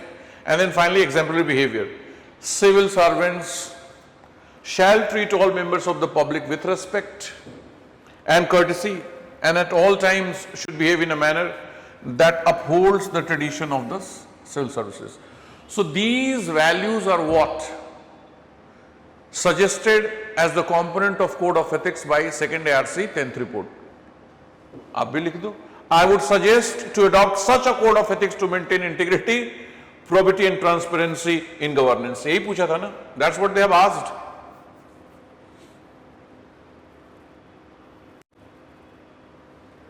Suggest a suitable mode of code of ethics to maintain integrity, probity and transparency. So you took these points from second ARC 10th report and mentioned, I would suggest to adopt such a code of ethics to maintain integrity. That's it. That's how you are supposed to write this answer. Not randomly anything, if you want to fetch good marks. Then, Bharatiya Nyaya Samhita. I knew they are going to ask this question, and they asked finally. The soul of the new law, Bharatiya Nyaya Samhita, is justice, equality and impartiality based on Indian culture and ethos. Discuss this in the light of major shift from a doctrine of punishment to justice in the present judicial system. See, IPC has been replaced by BNS. So, they are saying in IPC the focus was on punishment, whereas in BNS it is about improving the condition or fostering a value system in which the person who has done something wrong or with whom something has wrong done is corrected. It is not focusing on penalizing or punishing. This is very much an ethical question. You can relate it to the very idea of ethics, especially in emotional intelligence. We talk about developing emotional intelligence because if you have better emotional intelligence, you may not have an urge to punish people who did something wrong. There is always this urge, if somebody is doing something wrong, punish the person. Why? Punishing is not going to correct it. Somebody did something wrong, put the person behind the bars, put him in jail. Will it correct it? Will it correct the person? Not necessary. Because if you look at the statements or the ideas given by Erwin Goffman, he pointed out these institutions like be it prison or military camps or mental asylums, they are total institutions. He called them total institutions in the sense these institutions lead to total transformation of the individual who are part of it or who go to these institutions. So if a person is put behind bars in the prison, it is not necessary the person is going to change in a positive way. So what is the purpose of punishment? That's what you have to recall, all these things you have to recall and just somehow justify that Bharatiya Nyaya Samhita is more focusing on the other side, not only on punishing but changing the person. Let's see. In the first 2 to 3 lines I just introduced what is it. BNS क्या है वो मैंने बता दिया. The Bharatiya Nyaya Samhita is the official criminal code in India now. It came into effect in July 2024. Quite current it is. It was passed by the Parliament in 2023 to replace the Indian Penal Code which dated back to the period of British India. The Bharatiya Nyaya Samhita embodies the principle of, exactly वही statement जो ऊपर लिखा है, that is what I am repeating, embodies the principle of justice, equality and impartiality rooted in Indian culture and ethos. Just repeat the same statement. This reflects a significant shift in the judicial system from a strict doctrine of punishment to more a restorative approach, corrective or restorative approach focused on justice. Traditionally, legal systems often emphasize punitive measures to punish, aiming to deter crime through harsh penalties. However, the BNS seeks to transform this perspective by prioritizing the holistic well-being of individuals and society. It emphasizes restorative, same word, restorative justice, restore, correct the person, where the focus is on rehabilitation, reconciliation and addressing the root cause of the criminal behavior. A pertinent example, means a prominent example to illustrate the shift from punishment to justice in the context of BNS is the treatment of juvenile offenders. For instance, previously, a minor involved in a theft might face severe legal consequences, which could hinder their future prospects. With the BNS, there is a marked emphasis on restorative justice. It encourages rehabilitation programs that involve counseling, education, and community service aimed at reintegrating the young offenders into the society. So, instead of punishing, focus is on counseling, education, and community service. Another example that illustrates the shift from punishment to justice under the BNS is handling the domestic violence case. Two examples. I always give two examples to substantiate your point.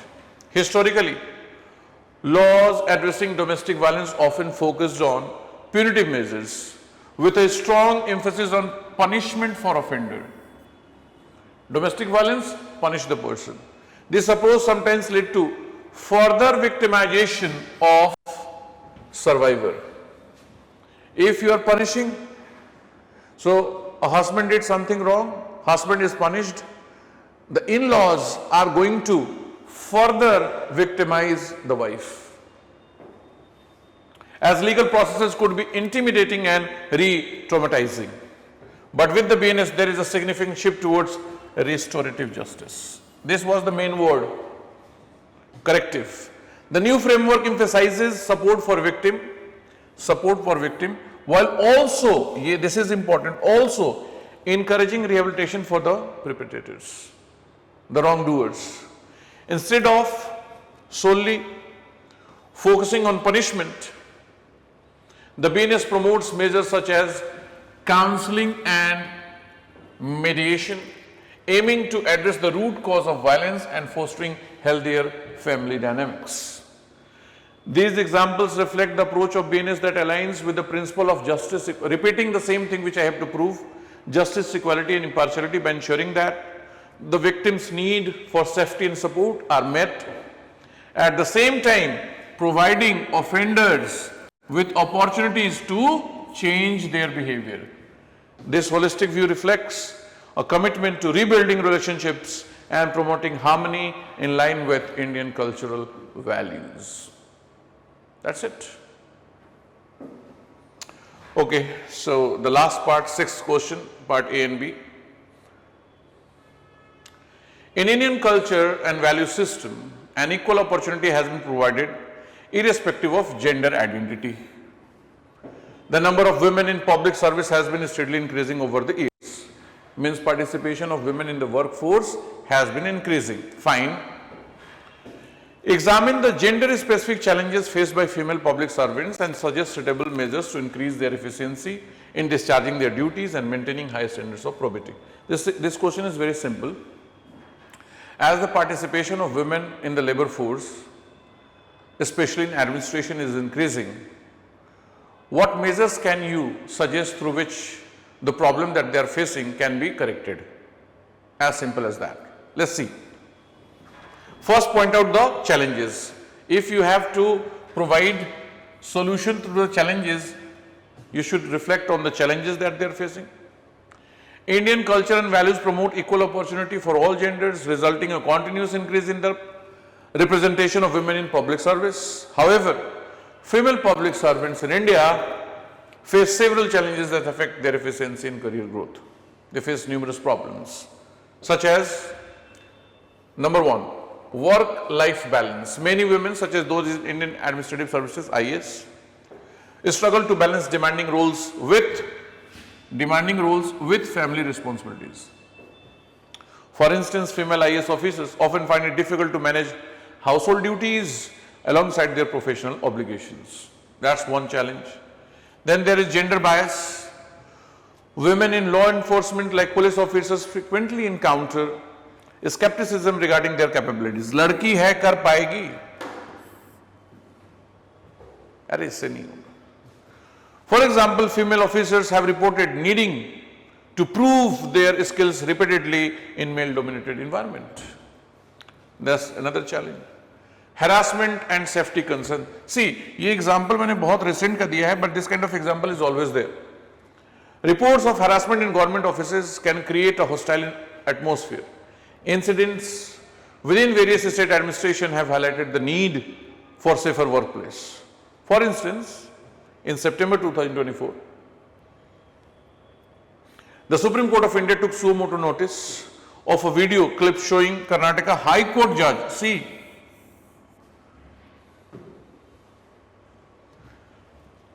with Vyasachar Shishanda making sexist and disparaging remark towards a women lawyer in the open court. So High Court के judge का ये हाल है, so you can understand the plight at the lower level. Then there is lack of support network. Female officer in the Indian Forest Service often lack mentors, limiting their professional development opportunities. Who are going outside is problematic. I give one example. So suppose there is this mother who is working in administration, then probably infrastructure is not available like creche or something to take care of her babies. Solution, measures, flexible work arrangement. The implementation of remote work during the pandemic helped many women manage their dual role more effectively. So it is better when you are dealing with women, focus on flexible work arrangement. Then gender sensitization training, this is very important. See, when women face discrimination or harassment, the fault is not only of the male in the sense they are not sensitive towards the problem faced by women. So if you are correcting only on one side, if you are in the name of empowerment of women, you are only focusing on women, that won't lead to real empowerment of women. The real empowerment of women will come into realization only when the man who is doing this is aware of the problems of women being caused by him. When a man is involved in harassment or any wrong thing, if he is aware that he is doing something wrong, then only the true empowerment is possible. In that sense only gender sensitization training is, and see, in the same case of the Karnataka High Court, the Women Commission of India has suggested this judge to go for and asked Supreme Court to ask him to go for gender sensitization training. Program in agencies like National Police Academy aim to educate employee on gender issues, fostering inclusivity. So this happens, but this should happen in a more inclusive way at all the levels of administration. Strong anti-harassment policies. When harassment is taking place, action should be taken immediately. The Sexual Harassment of Women at Workplace, POSH Act, mandates the formation of committees, internal complaint committee, to address grievances. POSH Act 2013. Enhancing workplace safety. Similar provisions should be taken and action should be taken on all the organizations that they have internal complaint committee, because if you look at the questions, they ask it twice. In 2014 they asked a question on sexual harassment of women, and in 2019 also they asked a question on sexual harassment of women. So that is also an important component here that you have to reflect on. This is one of the measures that you have to take to ensure empowerment of women, or they are safe, they are feeling happy, or women empowerment is taking place by focusing on the POSH Act, the provisions of POSH Act. Children facilities, as I pointed out, state like Kerala have set up child care services in government offices to support working mothers. This kind of measure should be taken. Mentorship program, initiative like Women in Leadership, connect aspiring female leaders with experienced mentors, providing guidance and support. This should be done to help women participate more effectively. Okay, finally, there is last one, Mission Karma Yogi, that was again a kind of current type of question, but as it is about administration, they have asked this question. Mission Karma Yogi is aiming for maintaining a very high standard of conduct and behavior to ensure efficiency for serving citizens and in turn developing oneself. Mission Karma Yogi helps civil servants to develop themselves, at the same time to cater the needs of citizens. How will this scheme empower the civil servants? How? Enhancing productive efficiency in delivering the services at grassroots level. So first, write about the mission. Definitely it does not appear to be a typically ethics question. For sure it is not a typical ethics question. But as it is about administration, how it is helping, you should know, and you must have read it somewhere. So this is kind of a current question which you can easily reflect on if you have studied about it. So Mission Karma Yogi, also known as National Program for Civil Services Capacity Building, is a program to improve the capacity of Indian civil services. It was launched in 2020. So पहले दो line में you just introduced what it is.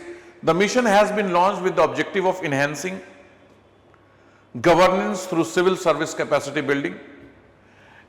These 6 pillars are there. See, I wrote it here, you do not need to write it, because you have to write within the word limit, 150 words. So there are 6 pillars of this mission: policy framework, institutional framework, competency framework, digital learning framework, where you have this online platform iGot Yogi, electronic human resource management system, and monitoring and evaluation framework.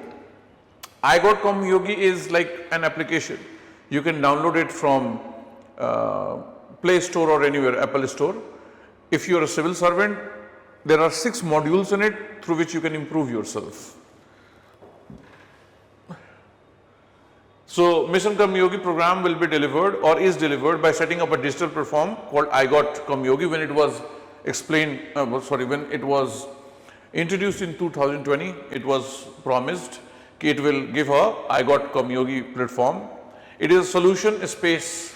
Solutioning space means it will provide you solution that combines 5 fundamental hubs. वैसे एक और है, and also events hub. So totally 6, but mainly 5 functional hubs for online learning, competency management, career management, discussion and networking. These 5 things are there. This will enable officials to deliver more effectively, eventually enhancing government execution and capability. So that's an application. For instance, I guess I have the application. I don't know where it is.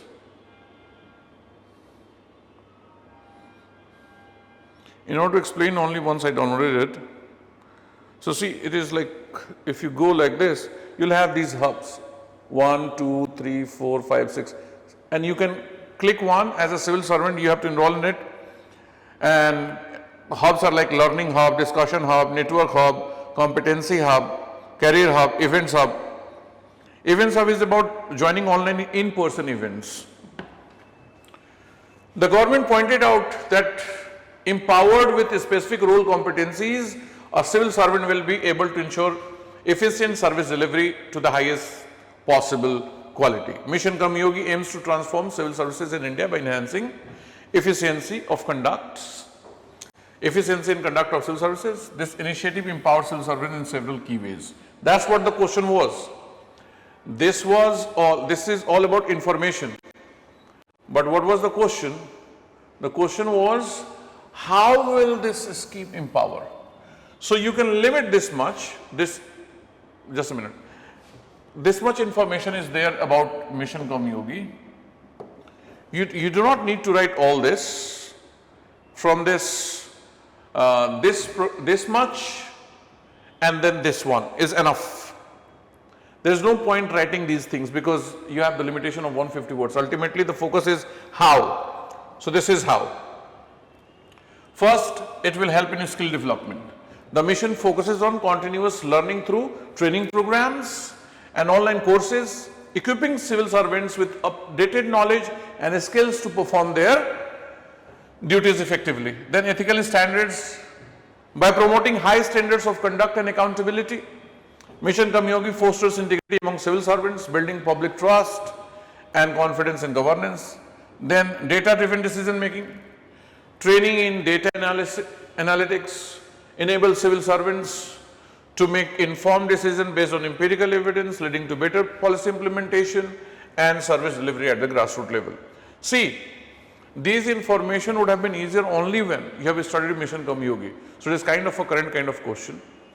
In this sense only I was saying this year paper was not totally philosophical or related to topic itself, rather they borrowed questions from different topics.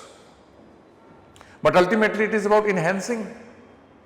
When you look at the last two topics of the syllabus, this is mainly about public administration, how to make it efficient. So, in that sense this can be related. You must have studied it somewhere in current affairs. So, then it would not have been a very difficult thing. Collaborative governance, the initiative encourages teamwork and collaboration across departments and with local communities, ensuring that citizens' needs are understood and addressed. Then citizen-centric services, emphasizing a citizen-centric approach helps civil servants prioritize the feedback and requirement of the public, which enhance service delivery. Last two topic, work culture and public delivery system. There is there in the last topic. So, you can relate it to. I was thinking they will be asking about Sevottam model, but Sevottam model is too old. So, they asked from the recent one. It is not that recent, 2020 is quite old. Personal development, by promoting self-reflection and growth, the mission motivates civil servants to strive for excellence. So, through these measures, Mission Karmyogi aims to create a more responsive and accountable civil services that effectively meets the needs of the citizens. I had time to prepare answers, and so my language is little difficult, means different. But in the examination, even if you can write 1/4 of it in terms of efficiency of language, you will fetch good marks. Because it is not about your language, it is about your understanding. And if you write in this way, definitely you are going to fetch good marks. That's it for this session. In the next session, I will be discussing all the case studies. Thank you very much.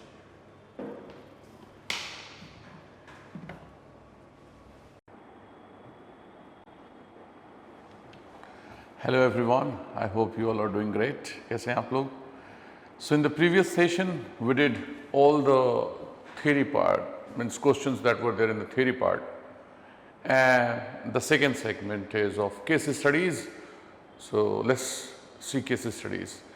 Achha, one thing that you need to know or understand or be comfortable with is 2020 onwards, UPSC made their case studies little difficult by adding length to it.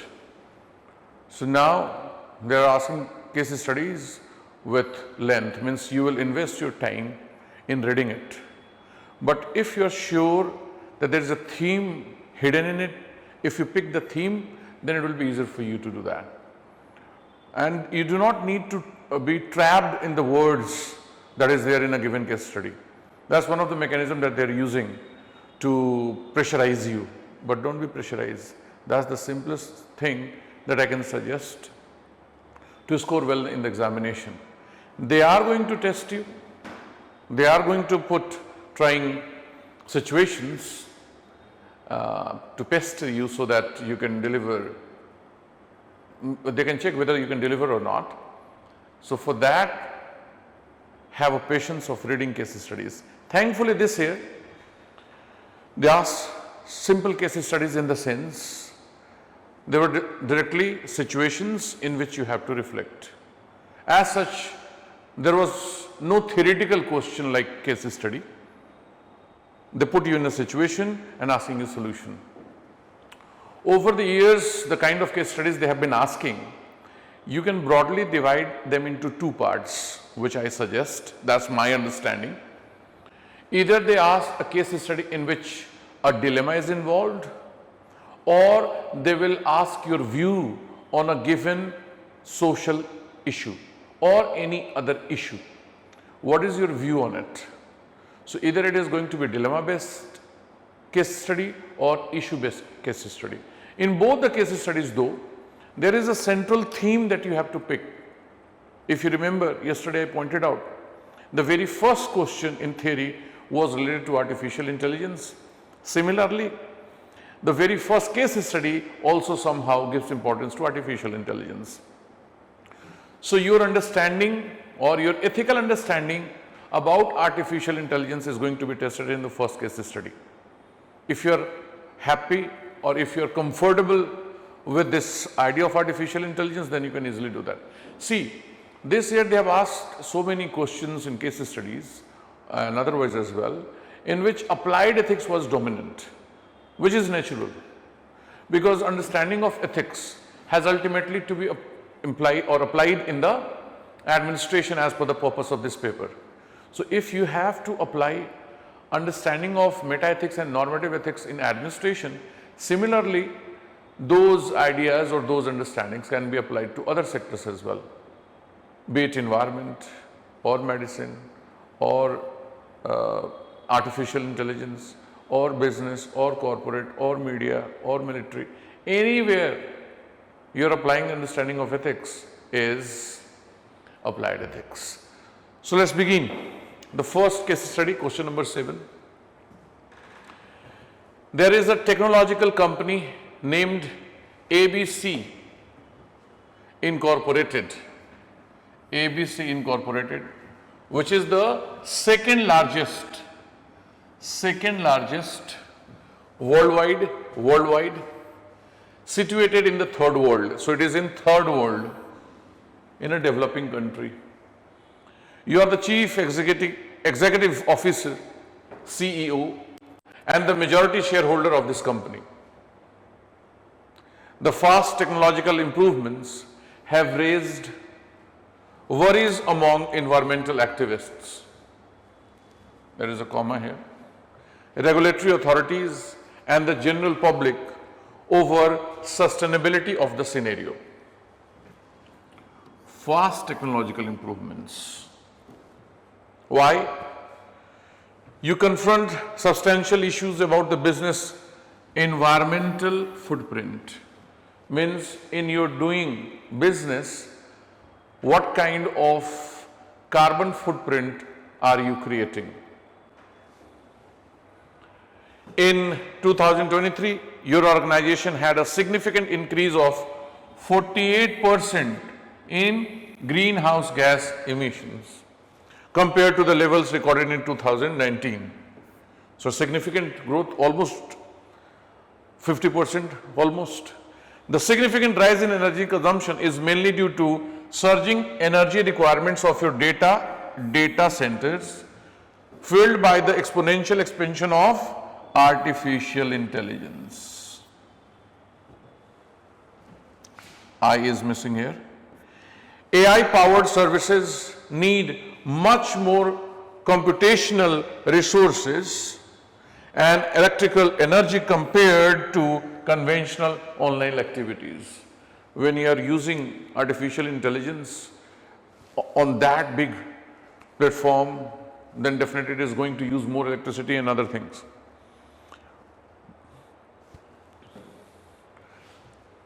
Much more computational resources and electrical energy. Notwithstanding their notable gains. Definitely there are gains, but at the same time, it is consuming more energy. And if you are consuming energy, which is ultimately being produced by fossil fuels, so you are creating carbon footprint. Simple idea. The technology's proliferation has led to a growing concern over the environmental repercussions, resulting in an increase in warnings. AI models, especially those used in extensive machine learning and data processing, exhibit much greater energy consumption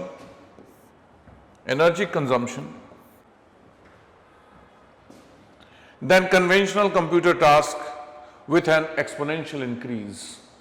So you can understand the focus is consumption of energy because of massive use of AI, artificial intelligence. Although there is already a commitment and goal to achieve net zero emission by 2030, 2030 तक committed है कि आप zero कर देंगे, but you are in 2023. Okay. The challenge of lowering emissions seems to be overwhelming as the integration of AI continues to increase. Means integration of artificial intelligence in the processes of the industry, which you are CEO of, is increasing. To achieve this goal, substantial investment in renewable energy use would be necessary. The difficulty is exacerbated by the competitive environment of the technology sector, where rapid innovation is essential for preserving market standing and shareholders' worth. To achieve a balance between innovation, profitability and sustainability, a strategic move is necessary that is in line with both business objective and ethical obligations. So point is, definitely you should go for your business objectives, but you cannot compromise ethical obligations. Now they have asked 4 questions. What is your immediate response to the challenges posed by the above case? Discuss the ethical issues involved in the above. Your company has been identified to be penalized by technological giants. What logical and ethical arguments will you put forth to convince about its necessity? Being a conscious being, what measures would you adopt to maintain a balance between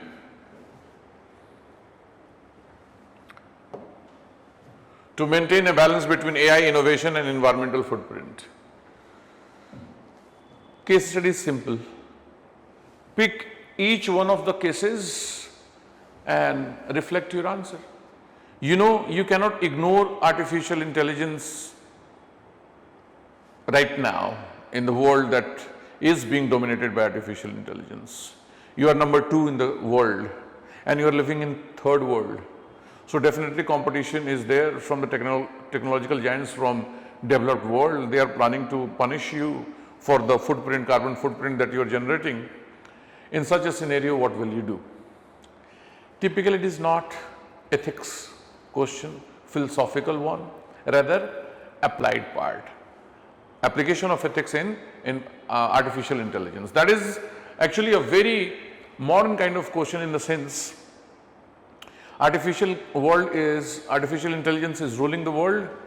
In such a scenario, what should be the necessary step on ethical platform or ethical domain?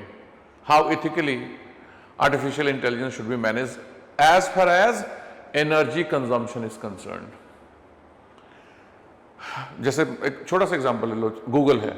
अब Google जिस level पे काम करता है वो manage करने के लिए एनर्जी की जरूरत होती है. चैट जीपीटी है, all the search engines that are dominating the world, you can understand the kind of energy they are investing in. And in order to create that energy, definitely carbon footprint will increase unless they are focusing on renewable energy. So all these things should be kept in mind while answering this question. So see, how did I go about it? And the same question is written here. What is your immediate response? Immediate response as CEO of ABC Incorporated. Simple words. Form a special team. I will create a group focus on sustainability and innovation. How can we go about innovation at the same time take care of energy consumption? Make a group, a team. Include experts in environmental science, energy and artificial intelligence. Involve them and try to get solution. That's the first thing that you can do. Then assess the current situation. Look at how much energy we use and our greenhouse emission. Find areas where we can improve. As a company, where can we improve? That you have to find out, then only you can implement it. Then create a plan. Develop a clear plan to switch to renewable energy. Set specific goals for reducing emissions. That is all you can do. पहले तो कितना खर्च कर रहे हैं वो पता चले, फिर एक गोल बनाए, उसके लिए एक टीम बना लिया. That's all that you have to do. That's what I pointed out.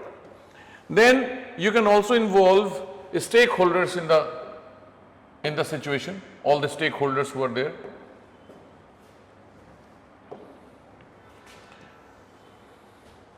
Start conversation with stakeholders about our commitment to being more sustainable. Share our goals and updates openly. This stakeholder things is quite dominant in UPSC world. So you can talk about the community where you have this company, then all the shareholders, government, managers, employees, environment, all the stakeholders, consumers, clients, suppliers, all those people whom you can talk about, keep in mind. There is no need of writing those stakeholders though. Then you have to, after talking to stakeholders, you can build partnership. Work with renewable energy companies to help with the transition. You are not expert of that thing. So take help of the expert one and look at the joint projects that focus on sustainability. See, it is not necessary all these points will come to your mind. Whatever comes to your mind. Out of these 6 points, even 4 points are there in your mind, it is okay. Then track progress. That is something you may miss. Forget it. There is no necessity. Okay, fine. Set up a system to monitor our energy use and emission regularly. Keep stakeholders updated on our progress to ensure accountability. So this is the answer for the first one. What did I do? My suggestion is to look for consumption. What kind of consumption my company is taking. What kind of emission I am creating. I will create a group to look into it. I will talk to all stakeholders, take them into confidence and work with people who are expert in renewable energy consumption or those companies who are working in renewable energy sector. This way, I will be able to tackle this thing. Immediate response. That would be my immediate response. Then the second question is asking, ethical issue involved. Ethical issue is simple. On one hand, I am the CEO of the company, so there is some corporate responsibility. On the other hand, I am part of the environment, I am part of this world, so I have to take care of the environmental sustainability as well. So on these 2 points, ethical issues can be discussed. I have listed some of them. For example, environmental responsibility, ethical issue. The company must minimize environmental impact and consider the long-term effect of its operations on the planet. That's the first ethical issue. Not necessarily you will come up with all 6 that I have here. You may come up with 3, 4, fair enough. Even 2, 3 you can point out, fair enough. These 2 are quite evident. As you are the CEO of an organization, there is corporate responsibility. And as it is affecting environment, then environmental sustainability. 2 points are very clear. As a leading firm, there is an obligation to be accountable to our environmental practices and their consequences.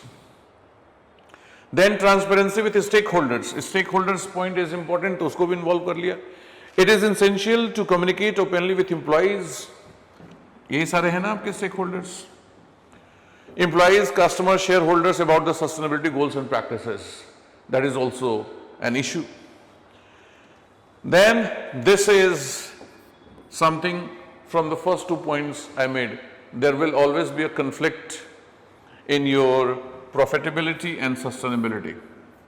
The pressure to innovate and stay profitable can clash with the need for sustainable practices, raising ethical concern about prioritizing profit of the planet. Over the planet. Which one is more important? Profit is important or planet is important? Definitely planet is important, but this conflict is going to be there. So it is an issue. Long term versus short term goals, that is also an issue. I have made it. अब ये दोनों नहीं भी लिखेंगे तो कोई दिक्कत नहीं है. Future generation, this is ultimately about sustainability. If it does not come to your mind, it is okay. Balancing immediate financial performance with long-term sustainability goals poses ethical dilemma regarding resource allocation and investment. Then, decision made today can affect the environment and resources available for future generation, highlighting the ethical obligation or the responsibility. This is nothing but sustainability. So, if these 2 points does not come to your mind, fine. Issue लिखने थे कुछ, मैंने 5-6 लिख दिए, आपके 4 आते हैं दिमाग में, लिख दो. Those issues are there. Simply, 2 issues were quite evident. उसी को मैंने बना दिया ज़्यादा. One is profitability. Second one is environment sustainability. Even if you raise these 2 issues, fair enough. Because the rest of them are actually made on that only. Short term, long term, impact on future generation. These are nothing but that's only. Now, third question was,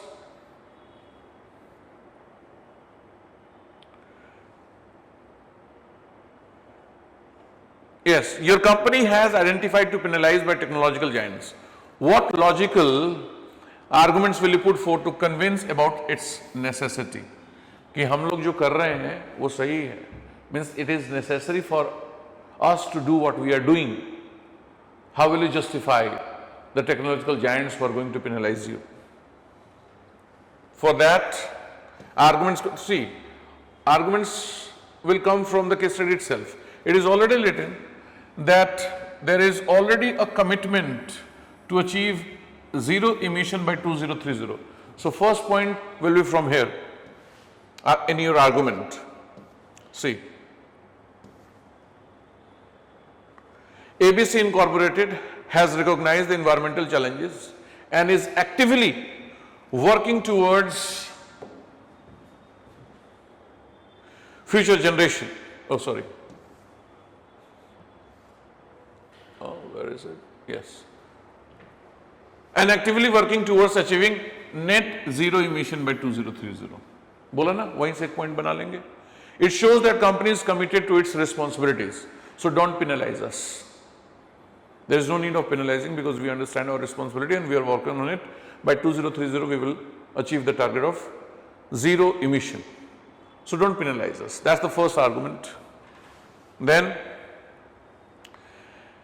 it has increased. The font size has increased a lot. Give me 2 minutes. Yes. ABC has demonstrated a willingness to invest because you have planned it already. We are making a group, we are talking with the respective companies in the renewable sector and we are working on it. So that's what another argument could be. We are already willing to invest in renewable energy, which will yield a greater positive impact than immediate financial penalties. A systematic approach to reducing its environmental footprint is more effective than focusing on short-term fines. So if you do not want to write this one, you can eliminate. Because you have to work on word limit as well. Only 250 words are there. And there are 4 questions. So you cannot, if you do not want, you can escape it. Then, rather than imposing punishments, we should promote collaboration between government, regulators and companies to establish industry-wide standard for energy consumption and emission, encouraging the entire sector to adopt sustainable practices. So instead of penalizing us, it is better we should work together. Tell us what to do. You, the technological giants, government and other companies can suggest, and we can work in collaboration to reduce it. What is the point of penalizing us? Ultimately our work is benefiting the people apart from us. Then companies in develop, this is, see, out of all these arguments, number one is this, you have to mention this point. Then as you are planning to invest in renewable energy, that's the second point. And third one, suppose you forget it, you do not want to mention it, forget it. But this one is important. Why? Because you are taking this point from the information given in the case study. Your company is situated in a developing country. How come developed countries can raise an issue? Because they have done much harm to the environment than what we are doing. Instead of penalizing, they should collaborate with us and help us reduce it. So that's what it is here. Companies in developed nations bear greater responsibility for taking action compared to those in developing countries, because we are still trying to achieve that status of development which you are already at. So you are more responsible, you should be more responsible. Let us grow, which are focused on promoting economic growth and development. So these 3 points are very important. What? First of all, we are from developing countries, let us grow. Help us to reduce the carbon footprint, because you guys in the developed countries have done much harm to the environment than us. There is no point saying it, but yes, you can write this point. And first thing, we are already planning it. By 2030, we will come to zero. Second thing, we are going to invest in the renewable energy sector. And third thing, responsibility is more with you than us. These 3 arguments would be enough to justify that you should not be penalized. Ho gaya, itna kafi hai. Now, next question was, if you look at here, being a conscious being, what measures would you adopt to maintain balance? How will you maintain balance between AI innovation and environmental footprint? You cannot stop your business. You cannot suppress AI innovations. How will you make a balance? So for that, I raised some points. Not necessarily you will have all these points, but I will point out some of the things you need to write always whenever there is a question of artificial intelligence. So, to balance AI innovation with our environment footprint, I would implement several measures, such as number 1, invest in renewable energy. That's the first thing that we have already planned, so that I will do. Transition of data centers to renewable energy sources such as solar or wind to reduce carbon emission significantly. That's first thing. Second thing, this is one. So first one is this is the second, which is very important that you need to put. Optimize AI algorithms. Collaborate with AI research or researchers to develop energy efficient algorithms that minimize computational resource usage without compromising performance. So if your AI algorithm is complicated, then definitely it will need more computational resources, computers. If you have better AI algorithms, then energy consumption will be less. So whenever there is a question on artificial intelligence and energy, put this point, this is a very important one. Then carbon offsetting. Invest in carbon offsetting projects to mitigate emission that cannot be eliminated immediately. If you are producing carbon, then definitely you can start some projects like plantation or something, so that you can also contributing to offset it. अगर बढ़ा रहे हो तो कम करने के लिए कुछ उसमें invest करो. This much, 3 points, if you write in an answer, these points are enough for 250 words, but I mentioned some more. Sustainability partnership, form alliance with organizations that are focused on sustainability, to share best practices in technology. In order to understand what are the best practices and technology to reduce carbon emission, you should collaborate with people, other organizations. Then engage your employees as well. Foster a company culture which is focused on sustainability by involving employees in eco-friendly initiatives, encouraging innovative solutions that reduce environmental impact. So it is like if we are creating carbon footprint, then through our employees we will try to mitigate it. For example, no plastic use, plantation, etc., etc. By integrating these measures, we can ensure that our pursuit of AI innovation aligns with our ethical obligation to the environment.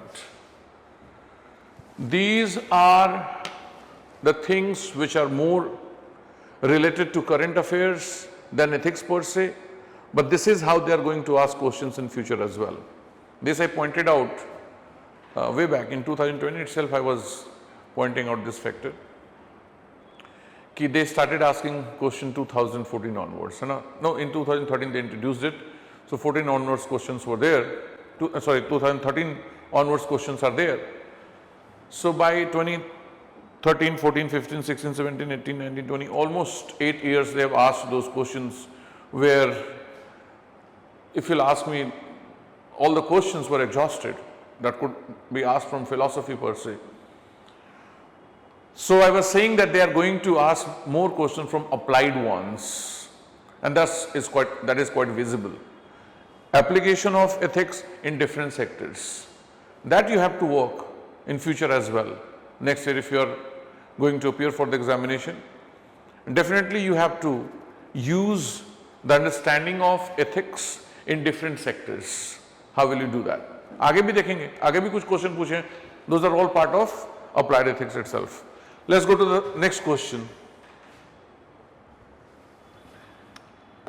Next question is this. See, again this is a big question. पढ़ने में ही इतना time लग जाएगा आपका. That is one pressure. Let's see. Raman is a senior IPS officer and has recently been posted as DG, Director General of a state. Among the various issues and problems, challenges which need his immediate attention, the issue related to recruitment of unemployed youth by an unknown terrorist group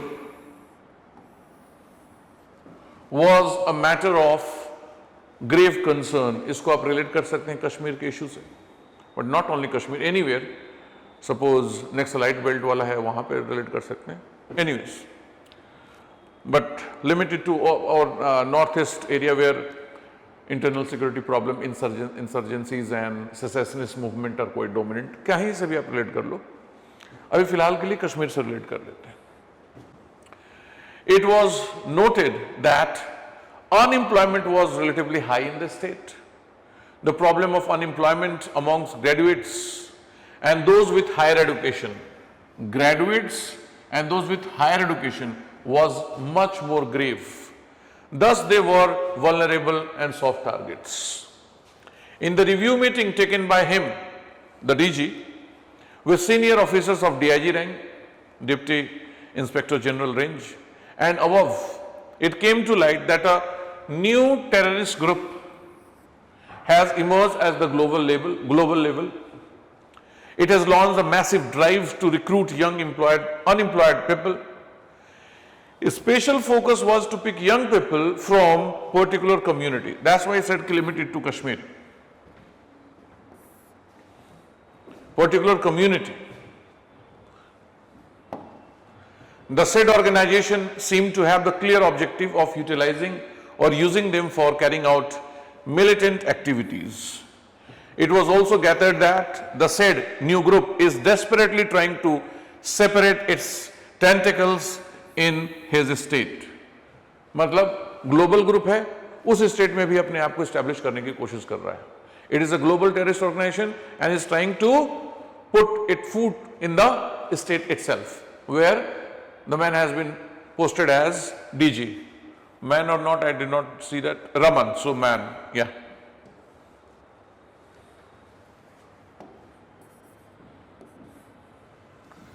Okay. A definite, reliable intelligence tip was received by the state CID and cyber cell that a large number of such unemployed youth have already been contacted by the terrorist outfit group through social media and local communal organizations and other contacts. The need of the hour was to act swiftly and check these elements, their designs, before they assume serious proportions. कुछ serious होने से पहले कुछ काम करने की जरूरत है.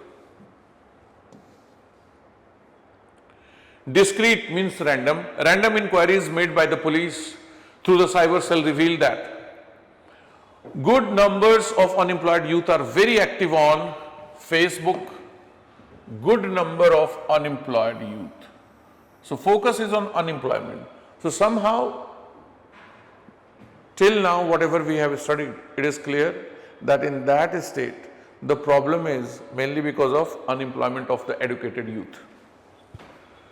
Are very active on Facebook, Instagram and Twitter. On an average, they did not change the name though, they should have written X.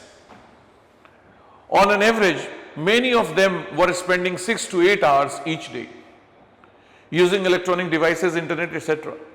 It also came to light that such unemployed youth were showing sympathy and endorsing the messages received from certain persons, allegedly the contact person of that global terrorist group. Their social media accounts revealed their strong affinity to such groups, in as much as many of them started forwarding anti-national tweets on their WhatsApp and Facebook, etc.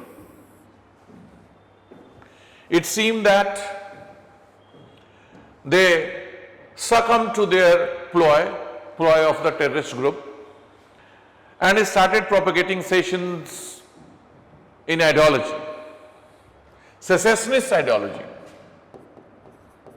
Secessionist ideology. Secessionist ideology means separate the state.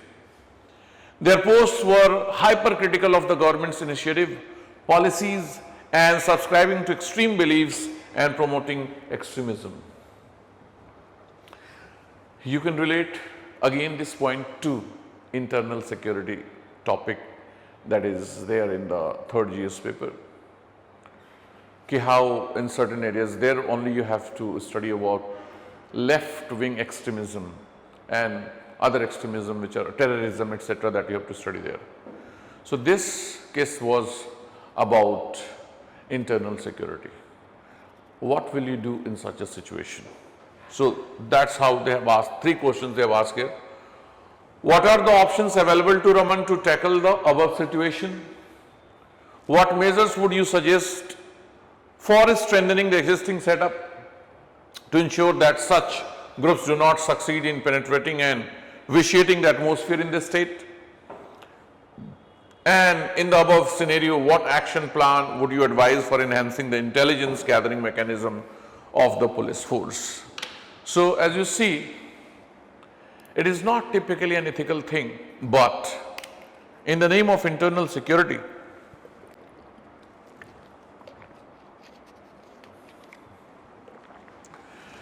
you might have heard of action being taken by the police and other security agencies which are considered to be unethical. In that sense, this is a question of ethics as well.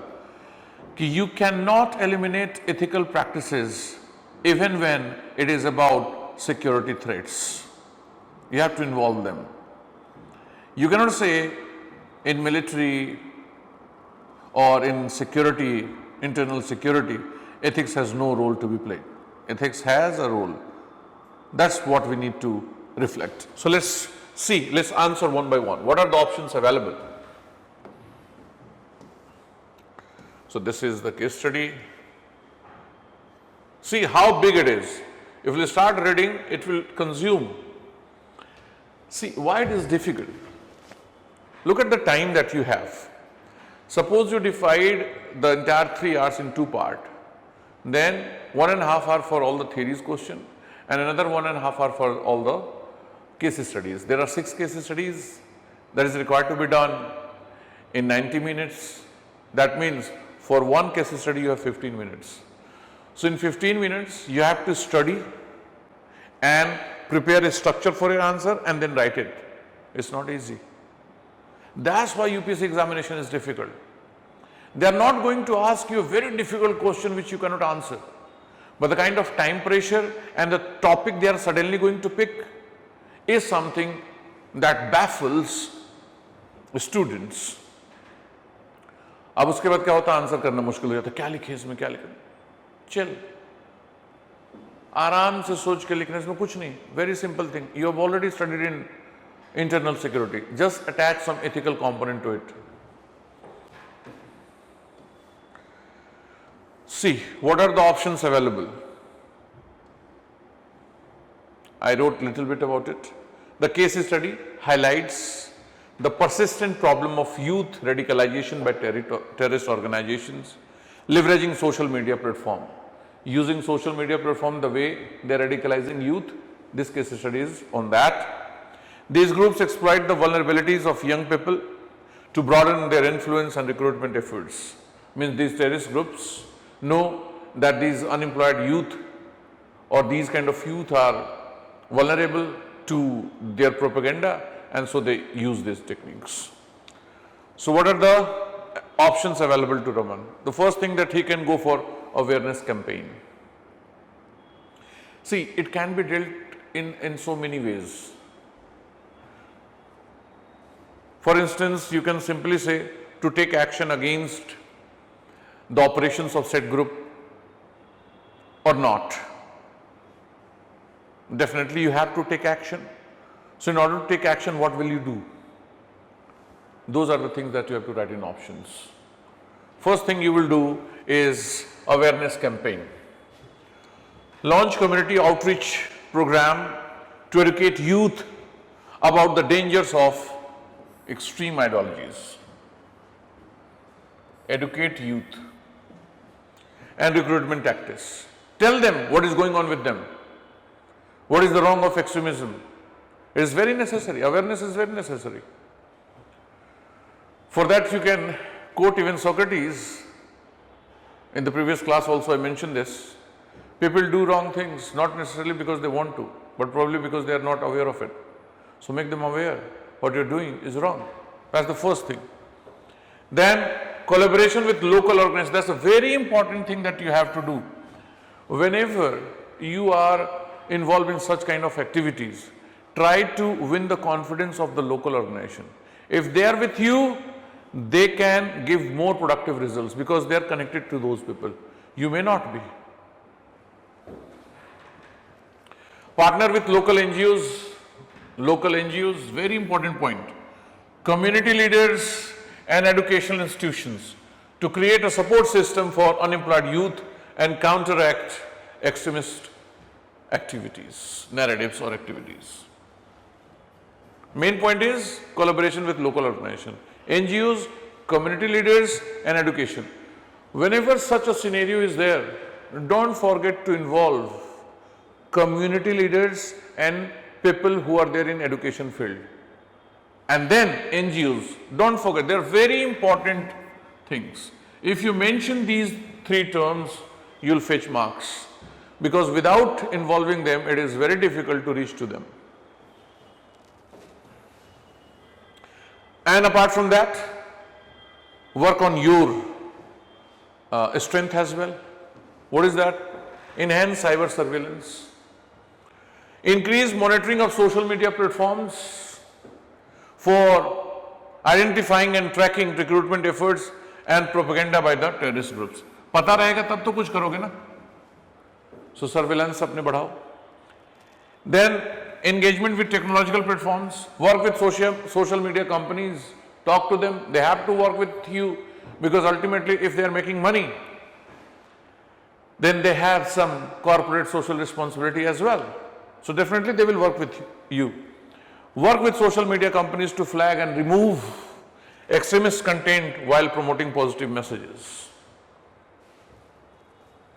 Employment initiative, this is an important thing. The whole problem is because of unemployment. So think of engaging them in employment activities. Promote job creation schemes and vocational training programs to provide alternative opportunities for unemployed youth. This is the main thing. अब इसमें से तुम्हारे दिमाग में जितनी बातें आ जाए वो लिख दो.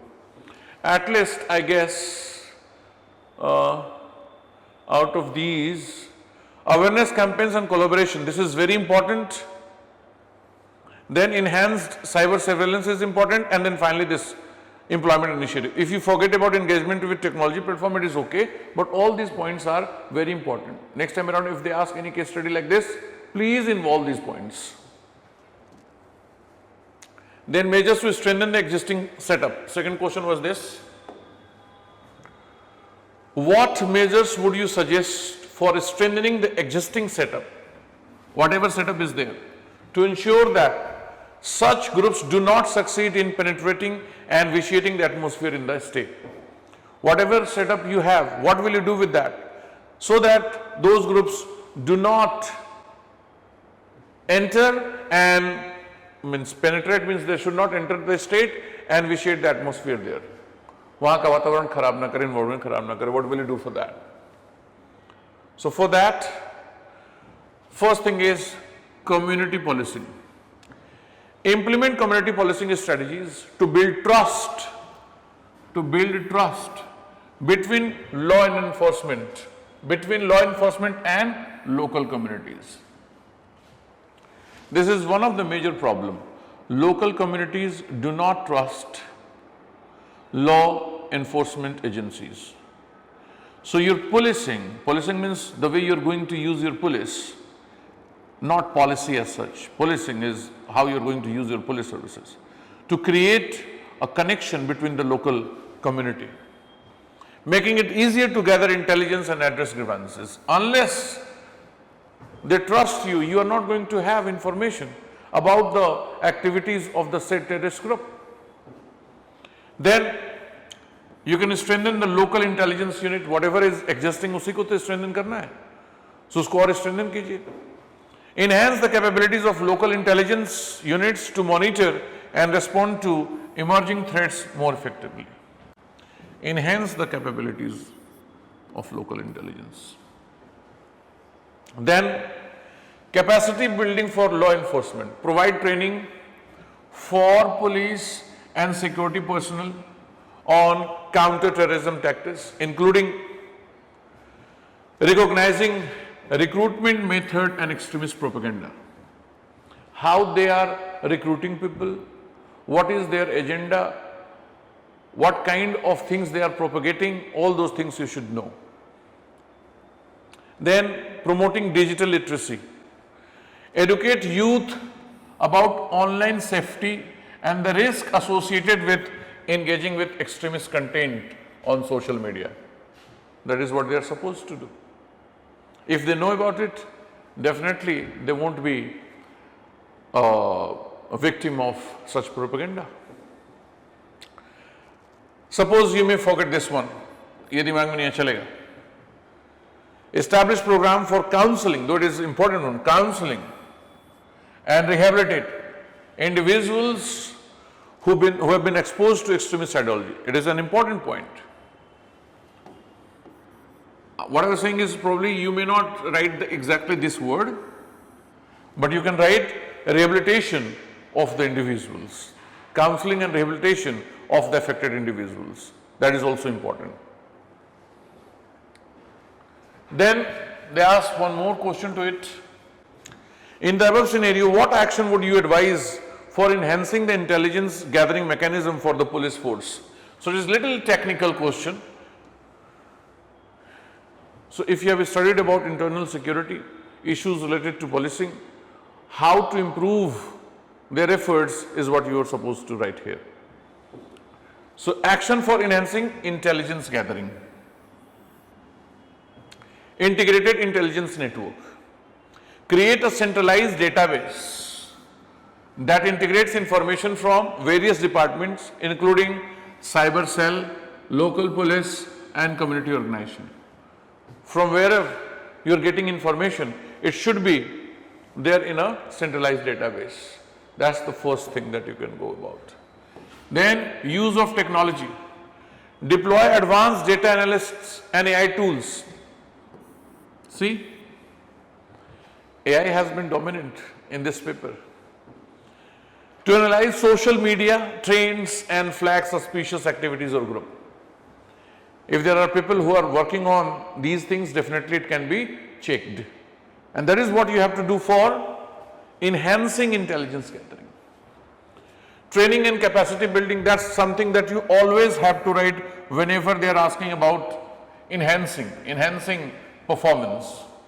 Whenever you are being suggested or you are being asked how to improve this thing, which is about performance, then you have to give this suggestion, training and capacity building. Conduct regular workshop for police personnel, and on the latest counter-terrorism techniques and intelligence gathering methods. It is necessary that should be updated about it. Then community reporting mechanism, establish anonymous hotlines and online platforms for citizens to report suspicious activities without fear of reprisal. So if people come to know about something wrong, they do not want to go to police because they may face repercussions of the same. So for that you can create anonymous hotlines, numbers which are anonymous.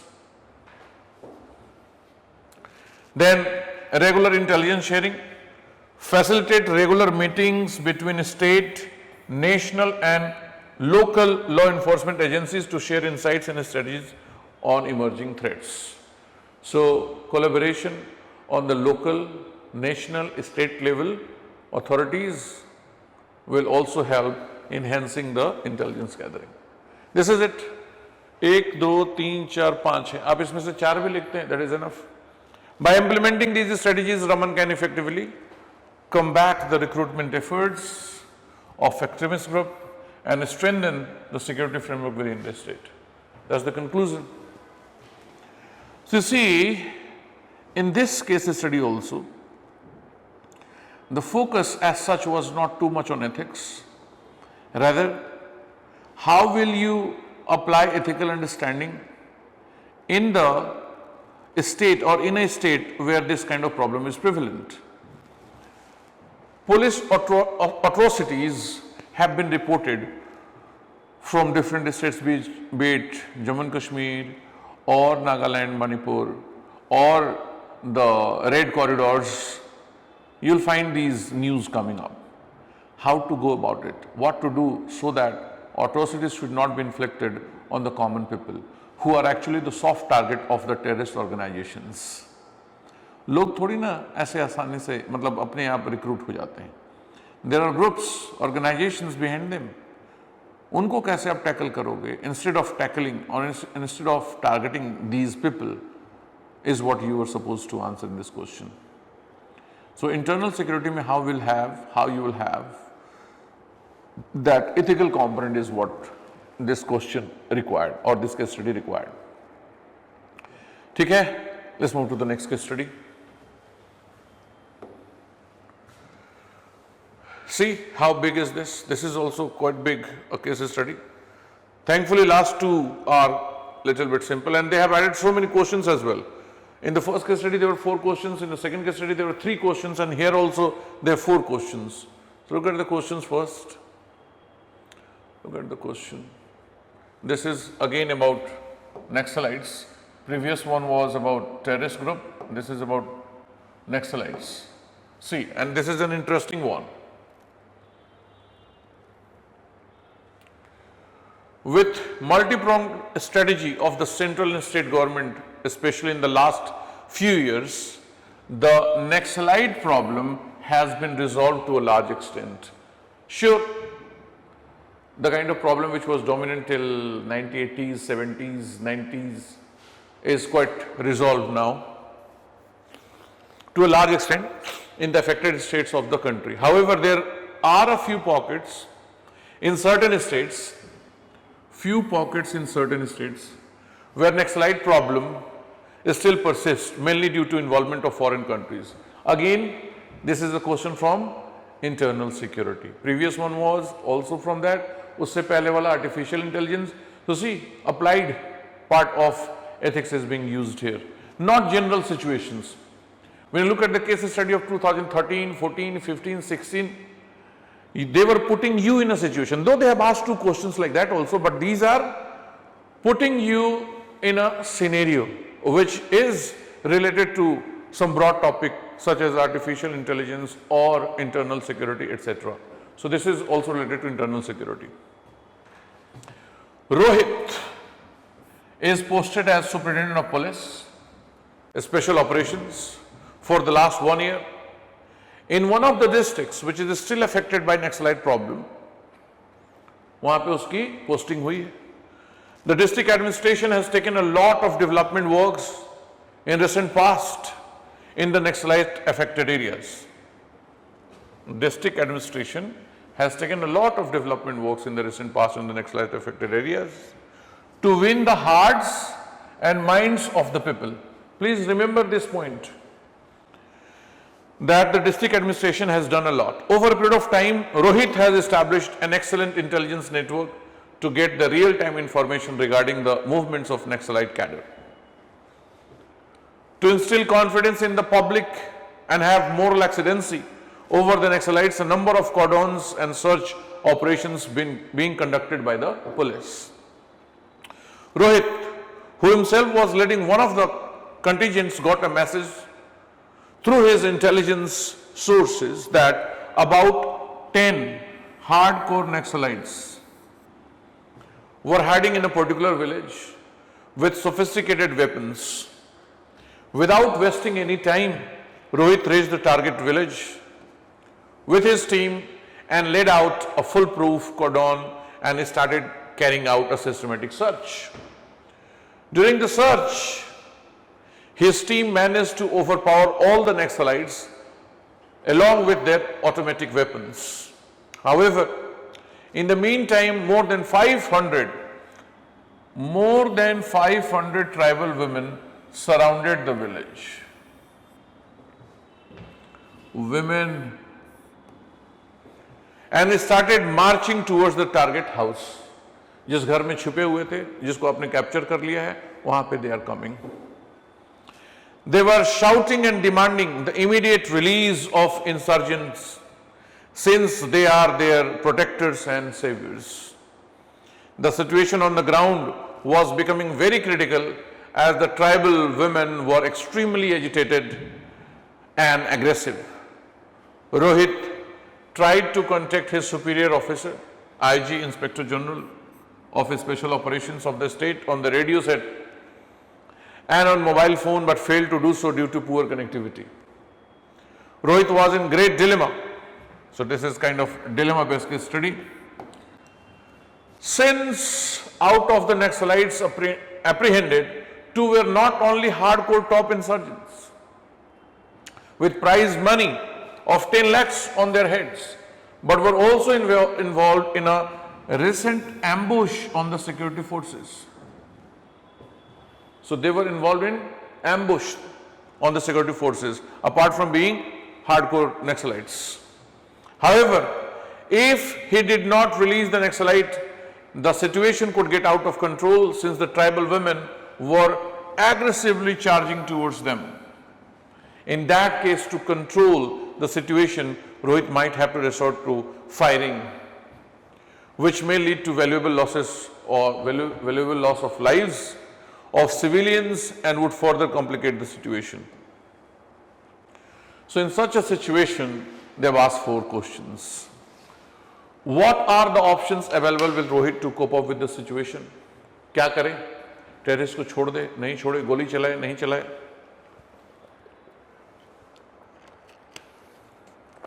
He should fire or not? He should release those Naxalites or not?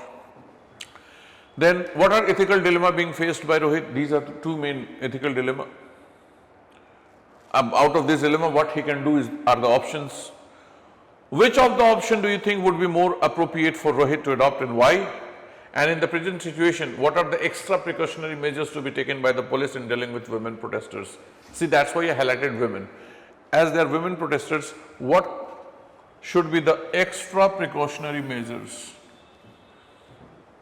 So see, again, this is a kind of case study which is generally faced by the security personnel in the domain of internal security.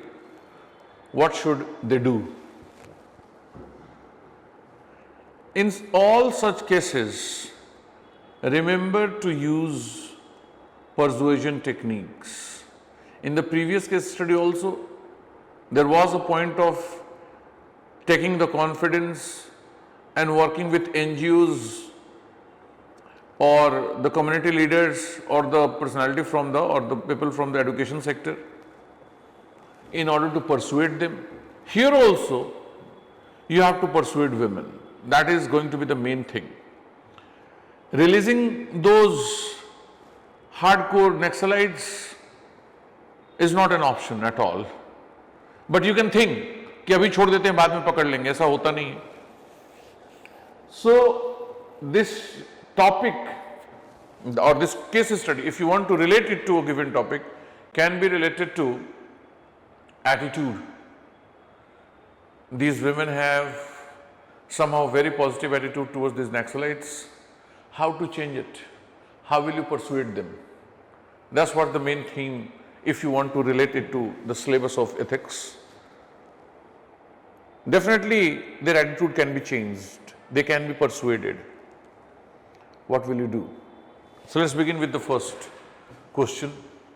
What are the options available with Rohit to cope up in the situation?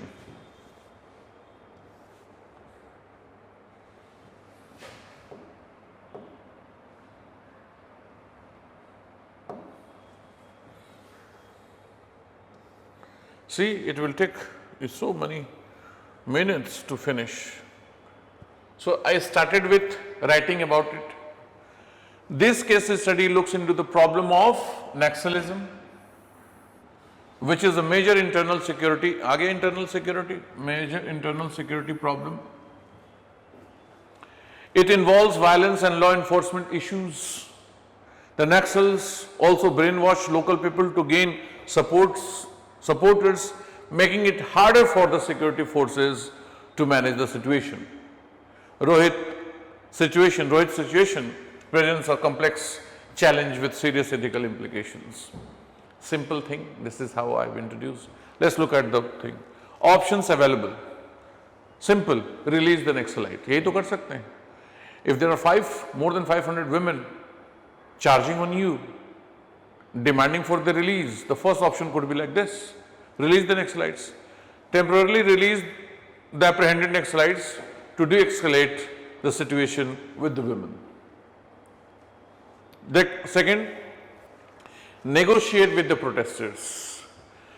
Attempt to communicate with the tribal women, explaining the legal process and seeking to pacify them without releasing the Naxalites.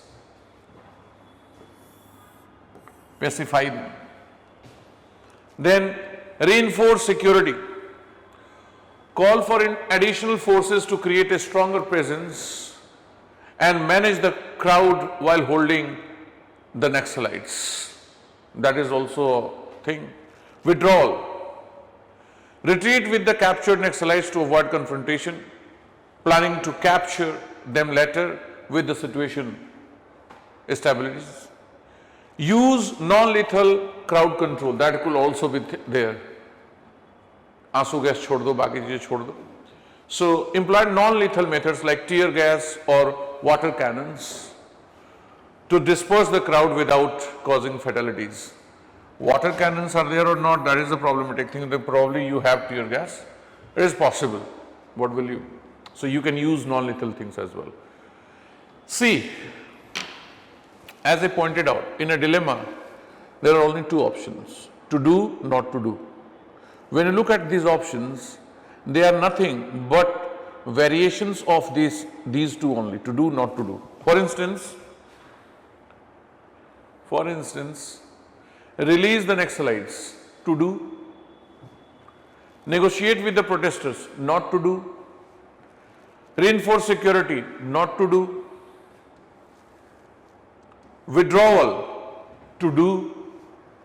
Use non-lethal, not to do. Means not to release, to release. इसी की तो variation है. Dilemma यही होता, क्या करे क्या ना करे, छोड़ दे या नहीं छोड़े. छोड़ने के कुछ ऑप्शंस हो सकते हैं कि छोड़ देते हैं, पीछे हट जाते हैं. करने के तरीके हो सकते हैं. करने में क्या क्या कर सकते हैं? Use non lethal weapons,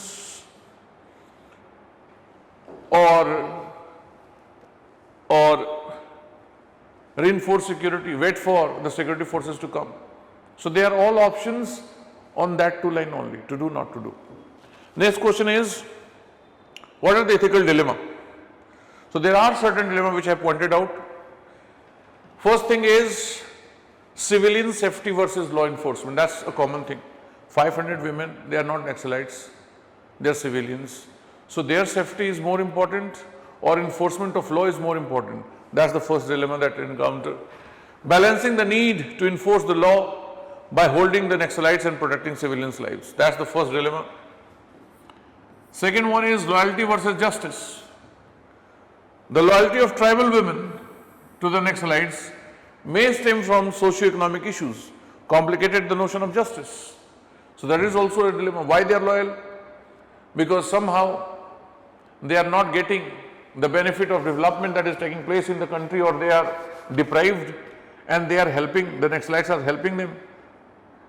So on one hand, they are doing good job, but ultimately they are killing people, especially the ambush on the forces, that is wrong.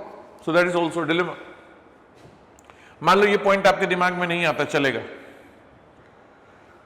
Then this dilemma could be there. Long term impact versus short term solutions. Immediate action may prevent violence, but could undermine long term efforts to win the community's trust. What is the point?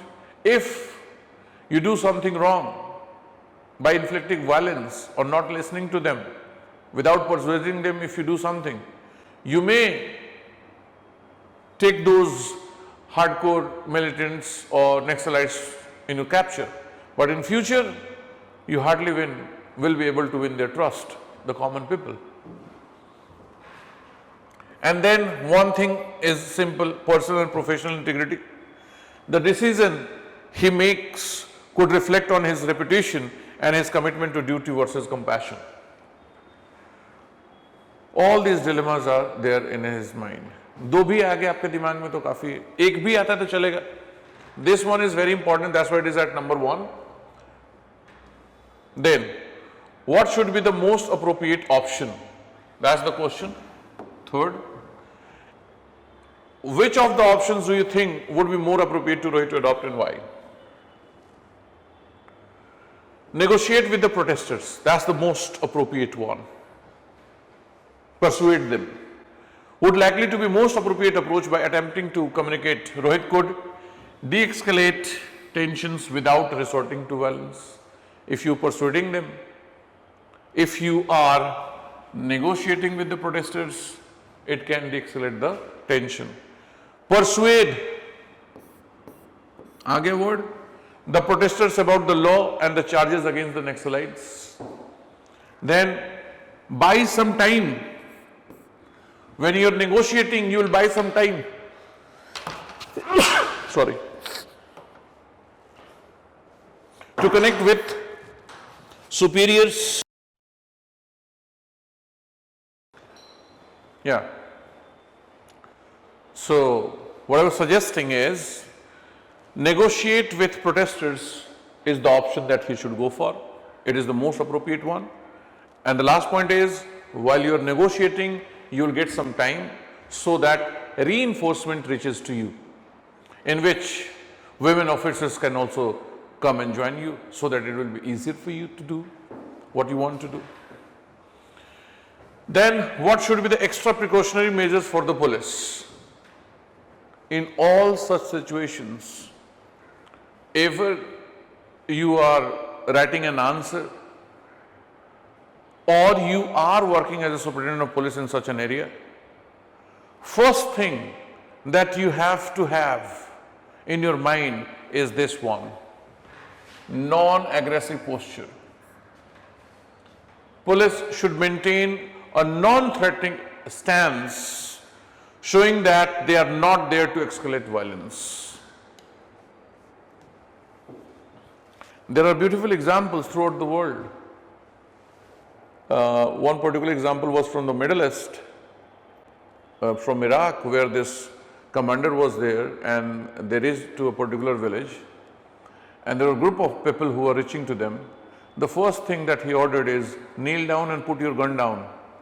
Means on your knees, he said, sit on your one knee and put your gun down. That was the first sign through which he started cooling them off. So they cooled down just by one gesture. So gesture should not reflect that you are going to be violent or aggressive. That's the first thing. Use of female officers. Deploy female officers to engage with women protesters, which might foster trust and reduce hostility. Because it is clearly mentioned 500 women are there, so it is better let women communicate with them apart from you. Clear communication. Use loudspeaker or designated spokesperson to communicate clearly and calmly with the crowd, explaining the situation. Establish safe zone. Create safe areas for women and children to retreat to it if tension rises. If tension increases, create a safe zone. That's the precautionary measures you have to use. Then crisis management. Set up a team dedicated to managing the situation, focusing on negotiation and conflict resolution rather than force. अगर ये आपके दिमाग में नहीं भी आता तो चलेगा. These 4 points are enough. These measures can help maintain peace and avoid unnecessary casualties while addressing the underlying tension in the community. This is the concluding remark. Main points are those. As I pointed out, it is about persuading and not using forces. That is how you can control the situation. Okay, now we have another question, which is a simple one when you compare to the previous questions, in the sense it is related to general working scenario, or you can relate this question, the next question that I am going to read. See, this is a smaller one as well. This is a question related to corporate world and conflict of interest which may arise in such a scenario. Let's see, what is the question? Sneha is a senior manager working for a big reputed hospital chain in a mid-sized city. So she is senior manager in a big reputed hospital chain in a mid-sized city. She has been made in charge of the new super specialty center that the hospital is building with state-of-the-art equipments and world-class medical facilities. The building has been reconstructed and she is starting the process of procurement for various equipments, for various equipment and machines. As the head of the committee responsible for procurement, she has invited bids from all interested reputed vendors dealing in medical equipment. She notices that her brother, who is a well-known supplier in this domain, has also sent his expression of interest. Her brother, here is the problem, who is a well-known supplier in the domain, has also sent his expression of interest. Since the hospital is privately owned, it is not mandatory for her to select only the lower bidder. Government का होता तब कोई बात होती. This is a private one, so it is not mandatory. It is privately owned. Also, she is aware that her brother's company has been facing some financial difficulties and a big supply order will help him recover. At the same time, allocating the contract to her brother might bring charges of favoritism against her and tarnish her image. The hospital management trusts her fully and would support any decision of hers. So, what should be Sneha's course of action? How would she justify what she chooses to do? And in this case, how is medical ethics? Medical ethics. Again, medical ethics. Again, this is part of applied ethics. In this case, how is medical ethics compromised with vested personal interest? So this case again is, as I pointed out, is of conflict of interest. What is conflict of interest?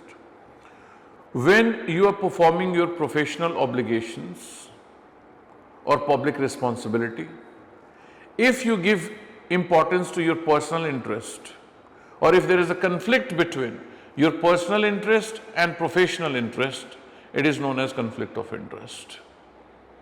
Here she has to look for the benefit of the company or the organization rather than giving importance to her brother's financial crisis in the company. Because if she gets involved in favoritism, then it will just compromise the very objectivity of the process. What could be the negative repercussion? First of all, favoritism itself is wrong. It leads to corruption. Secondly, if he does something wrong, then it will be very difficult for her to manage the same. Why? Because he is brother. So negotiating with him will be little difficult because family values, family emotions will be involved. In any case of conflict of interest, there is just one solution. Remember this, and that's what you have to apply here. In any case of conflict of interest, the person who is trapped in such a situation first should declare it, should tell this to everyone and avoid the activity. इतना simple से इसका solution होता है. Tell the organization about the situation कि this is it, my brother is also bidder. I don't want to take any decision. You guys take the decision on the basis of the merit of the case. Otherwise, it will be problematic for me. Done. हो गया. The trust that you have will be there. Your brother will also not find it bad because you reflected professional integrity. At the same time, you did not say no to him. It was not you but the other person who said no, etc. So this is a clear case of conflict of interest where the person should first declare about it and avoid the activity. Let's look at the questions what they have asked. What should be Sneha's course of action? Look at the solution.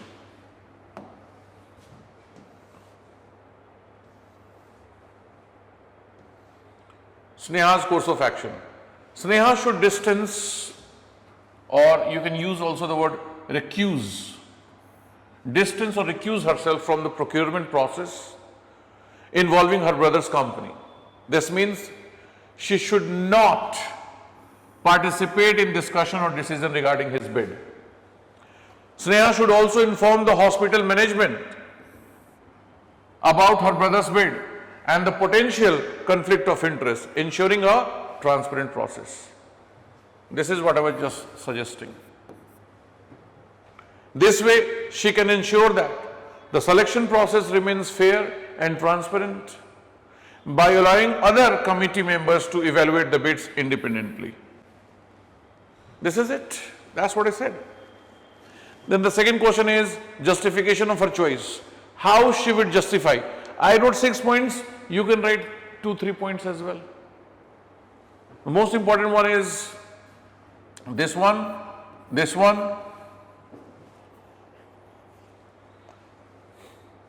and you can also write professional ethics.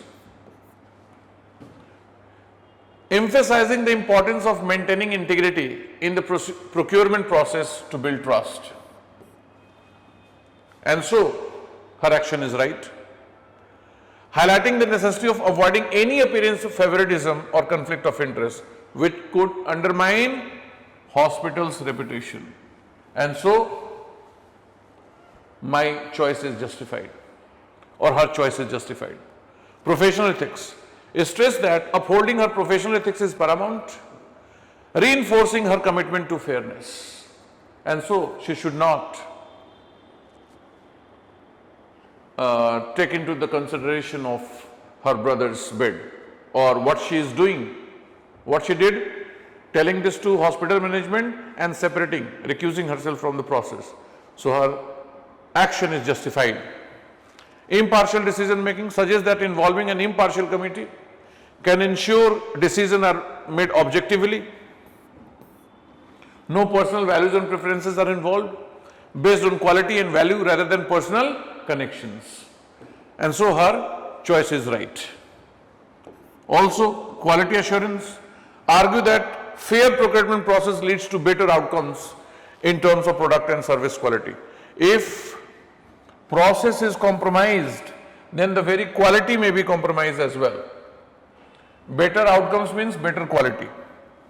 And so my decision is right, she can claim.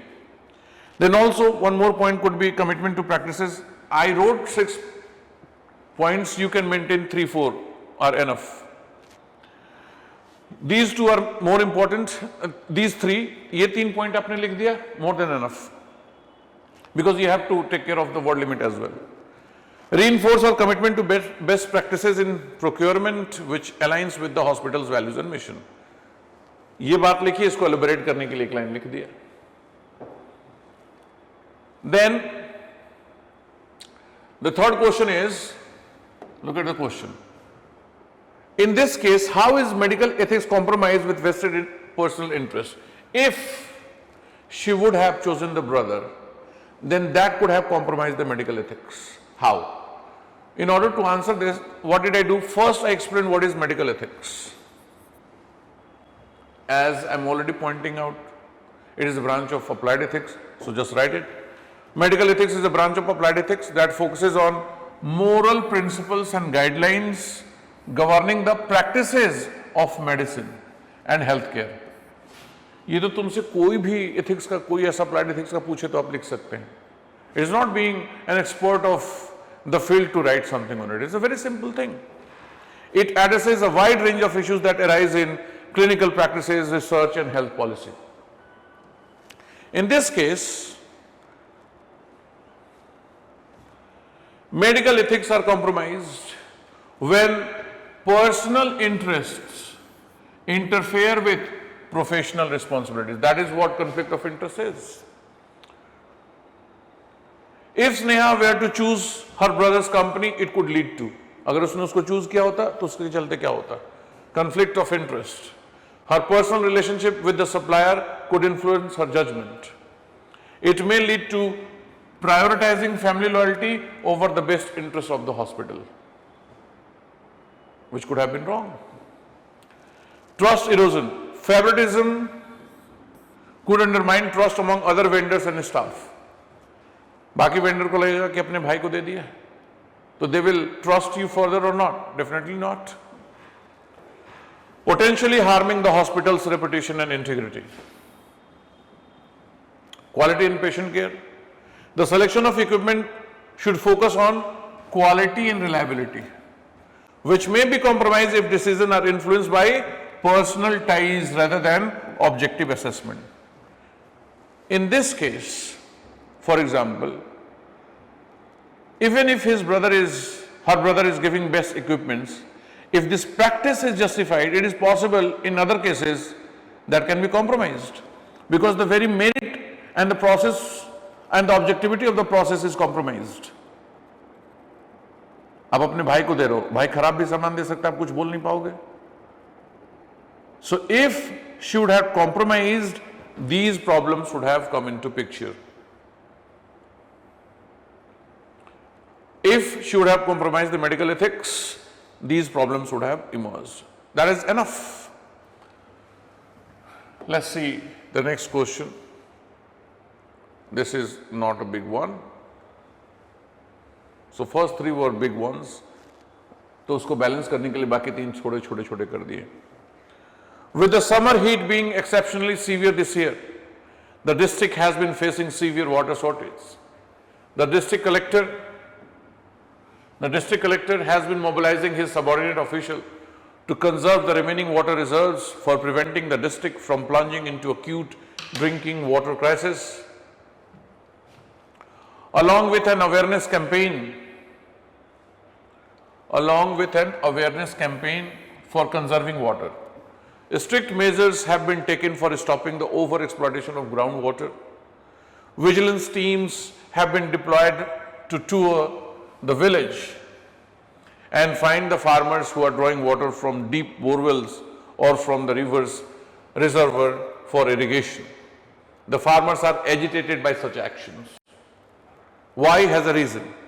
A delegation of farmers meet the district collector with their issues and complaints that while they are not being allowed to irrigate their crops with big industries located near them, the rivers are drawing huge amounts of water through deep borewells in their industrial process. कि हमें तो आप मना कर रहे हो, we are farmers, you are asking us not to take water from the deep borewell. But what about those industries? They are involved in the same practice and you are doing nothing about them. The farmers allege that their administration is anti-farmer and corrupt, being bribed by the industry. The district needs to placate the farmers as they are threatening to go on a prolonged protest. At the same time, the district collector has to deal with the water crisis. The industry cannot be closed as this would result in a large number of workers being unemployed. So discuss all options available as district collector to the district collector as a district magistrate. अब इन दोनों में क्या difference हो सकता है इतना सोचना नहीं है. But as such,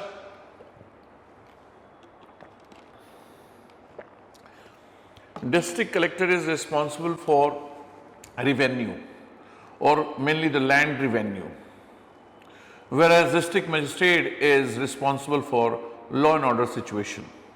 So in such a situation, in such a case study, in this case study, what are the options district collector has as a law and order manager? What suitable actions can be taken in view of mutually compatible interest of the stakeholders? What are the potential administrative and ethical dilemma for the district collector? They have put so many questions. Simple case study is, this case study is simply about the conflict that is there in the area where there is water crisis. And that is between the farmers and the businessmen. And businessmen are doing the same thing for which farmers are restricted or prohibited. And they allege that, and they claim that there is a corruption going on between the owner of the industries and the administrators who are taking bribe and letting them do whatever they want to, whereas they are not letting us do what we want. Means what we want, doing the agricultural thing. So farmers, businessmen, government, administrators, employees, government, all these are the stakeholders in this case study. So what should be the answer of these questions? Let's look at the answers now.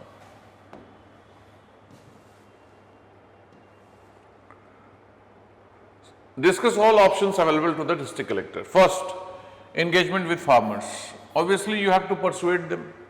Hold a meeting with farmers representative to understand their concerns. Establish a dialogue to communicate the necessity of water conservation and to the rationale behind the measures. Why you are going about that. Then assessment of water usage. Conduct a thorough assessment of water usage by both farmers and industries to ensure equitable distribution. Then investigate the allegation of excessive water extraction by the industries. Then implementation of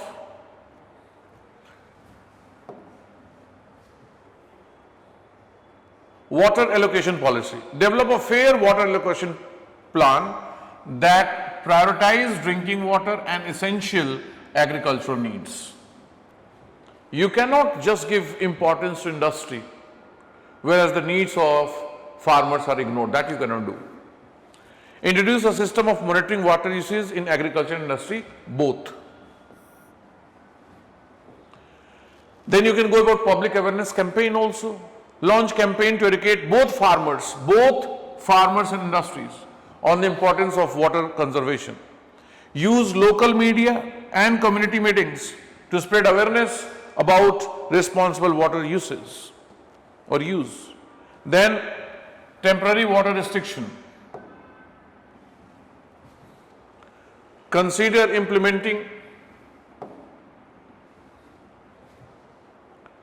temporary water restriction on water usage during peak drought conditions while ensuring fair enforcement across all sectors. Definitely one more point if you want to add, you can add that you will ensure, you will communicate this to farmers, action will be taken against the owner of industries if they are doing something wrong. And action will be taken against those people as well who are engaged in corruption or bribing. So how can you go about mutually compatible interest? How can you go about actions? What suitable actions can be taken in view of mutually compatible interest of the stakeholders? So what you can do? Joint Water Management Committee. Establish a committee comprising farmers, industry representative and local officials to collaboratively manage water resources. Participation is very important. That's what you have to do. Whenever you are suggesting a solution, don't go about doing everything on your own. खुद के level पे सब कुछ करने का नहीं सोचना. You are not Rajinikanth. आपको ऐसा नहीं करना है कि सब कुछ खुद ही कर लोगे. Understand the value of democracy. Democracy involves participation. So involve all of them. Then shared water conservation initiative. Develop joint programs that benefit both farmers and industries, such as investment in water recycling technologies, etc. Balance water allocation framework. Create a transparent framework for water allocation that considers both agriculture and industrial needs, ensuring fair access. One should not be stopped, whereas others should enjoy the supply of water. That's what you have to check. And then capacity building for farmers also you can talk about. Provide training sessions for farmers on sustainable agricultural practices that minimize water use while maintaining productivity. What will be the administrative dilemma? Balancing interest is the first dilemma that he will face. The district collector must balance the immediate needs of farmers with the economic implication of shutting down industries, potentially leading to job losses. So that will be the first thing that he has to think about. That is the first dilemma. If I will close the industries, if I will put a restriction on the supply of water and take action, it may lead to unemployment of all those people who are involved or who are engaged in the industry. Then allegation of corruption. Addressing farmers' allegation against officials could present ethical dilemmas, particularly if evidence of wrongdoing is found. क्या करें, ये गलती तो हो रही है. What should we do? Then public trust and accountability is also there. Maintaining public trust while enforcing regulation could prove challenging, especially if farmers feel they are unfairly targeted when compared to industries. So if farmers feel that they are being targeted and industries are being supported, then that will be erosion of trust. Then again the same point in the previous case study also I pointed out, long term versus short term. So long term versus short term solutions, the need for immediate relief for farmers versus sustainable long term water management strategies could create tension in decision making. क्या करें जिससे farmers के अभी की problem solve हो जाए और दूसरी तरफ ये है कि सस्टेनेबल प्रैक्टिसेस भी प्रैक्टिस में आनी चाहिए जिससे कि वाटर कंजर्वेशन हो सके. So what should I do? That can also lead dilemma. See, out of these dilemma, if there are 4, even if you go about 2, balancing interest and allegation of corruption, that is enough. So by addressing these aspects comprehensively, the district collector can work towards mitigating the crisis while ensuring fairness and transparency among all the stakeholders. Again, this is question number 12, that's the last case study. See, I am discussing these case studies. 6 case studies are there. I have the answer written. Still, it is taking around, it is going to be around 2 hours. And you have only 1.5 hours where there is no answer. So you can understand the toughness.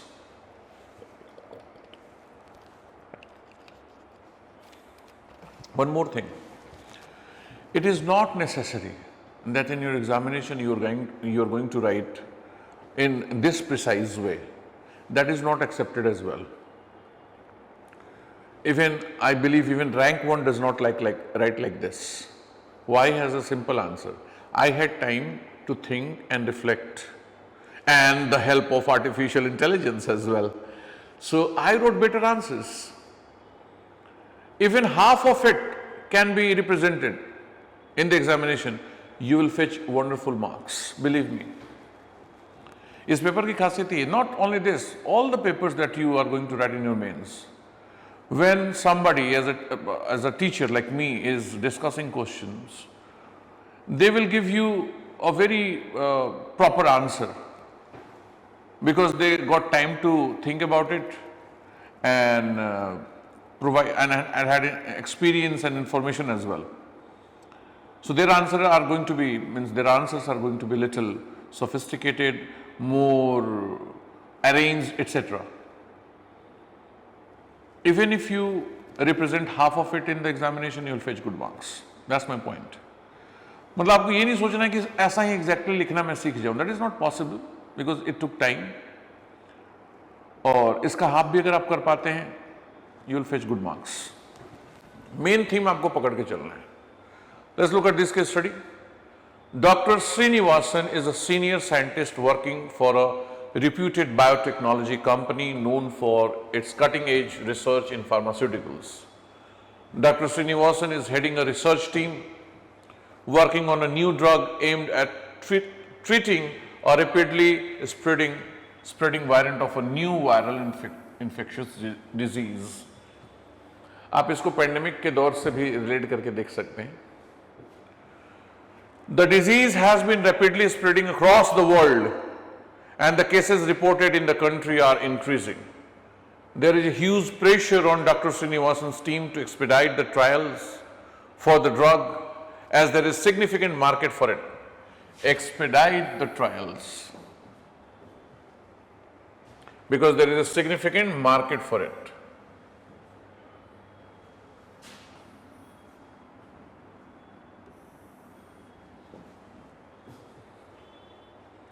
During a team meeting, some senior team members suggest some shortcut for expediting the clinical trials for the drug and for getting the requisite approval.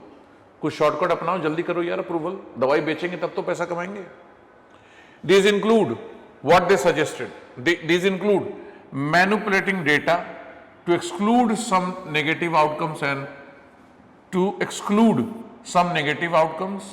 and selectively reporting only positive results. Negative चीज बताओ ही मत, tell only the positive results. Foregoing the process of informed consent, don't take the informed consent, ignore them. And using compounds already patented by a rival company. Compound means salts, chemicals, rather than developing one's own components. Dr. Srinivasan is not comfortable taking such shortcuts. At the same time, he realizes meeting the targets is impossible without using these means. So what should he do? Again, 3 questions are there. What would you do in such a situation? Examine your options and consequences in the light of ethical questions involved. How can data ethics and drug ethics save humanity at larger in such a scenario? Again, data ethics and drug ethics are part of applied ethics. Why they are important? Simple question is, should he do that? Answer is no. ये तो करना है, नहीं करना है, तो क्या करना है? Let's come with what would you do in such a situation? What will you do? What would I do in such a situation? First I will do is the assessment. Carefully evaluate the suggestions made by the team members to understand their implication and risk involved. First I will assess it. Then I will maintain the ethical standards. Remind the team of the ethical standards. You should know what are the ethical standards and practices involved and responsibilities involved in pharmaceutical research, emphasizing the importance of integrity in scientific work. That I am not going to do what I was suggesting. You should remember what are the principles, what are the ethical dimensions involved in scientific research. Then you can seek alternative solutions. Encourage the team to brainstorm legitimate strategies. क्या तरीका हो सकता है for expediting the trials without compromising ethics? I do not want to compromise ethics. Tell me another way, how can I go about it? Engage with leadership. Consider discussing concern with higher management to explore realistic timeline that do not require unethical practices. Consult regulatory bodies. Reach out to regulatory authorities for guidance on how to expedite trials while maintaining compliance with ethical standards. So these are the things that should come to your mind.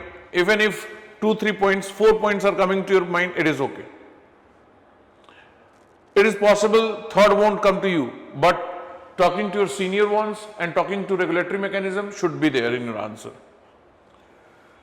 What are the options that you have and ethical consideration related to it?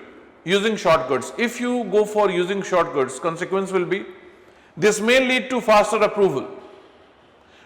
It poses significant risks, including potential harm to patients, loss of trust in the company, legal repercussions, and damage to the professional reputation. इसके ethical implications भी हैं. Compromising data integrity and informed consent.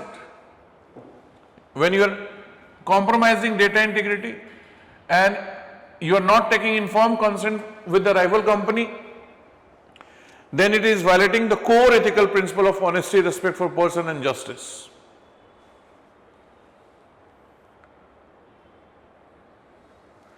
Maintaining ethical standards, consequences. This approach may lead to longer timeline.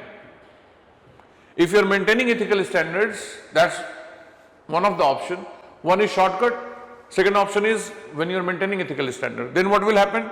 This approach may lead to longer timeline, which could result in financial loss or being outpaced by the competitors. Ethical implications are there also. Upholding ethical promotes, if you are upholding ethics, then it promotes trust and ensures the safety and well-being of patients, aligning with the moral obligation to do no harm. And when you are engaging with regulatory bodies, that is also an option. Then seeking guidance could yield a legitimate way to expedite process without compromising ethics. This will have ethical implications as well, like transparency with regulators fosters accountability and reinforces commitment to ethical practices.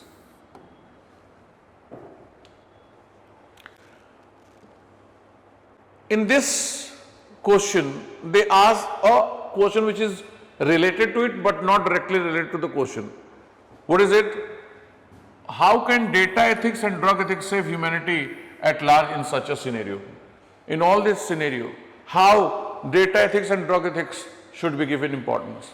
So what I did, first I explained them. Both data ethics and drug ethics are considered part of applied ethics. They involve applying moral principles to specific issues in data management and drug development. In order to maintain data, you need data ethics, and in order to maintain ethics in drug development and usage, you need drug ethics. So what is data ethics? It addresses ethical concerns around data collection, privacy, consent, and bias in various contexts, including healthcare and technology. Whereas drug ethics focuses on ethical implications of drug research, development, distribution, and use, particularly regarding patients' right and access to medication. They can save humanity. Data ethics and drug ethics can save humanity in following ways. Integrity of research. If data ethics and drug ethics are maintained, then integrity of research is maintained. When you're doing any research, it will be an honest approach.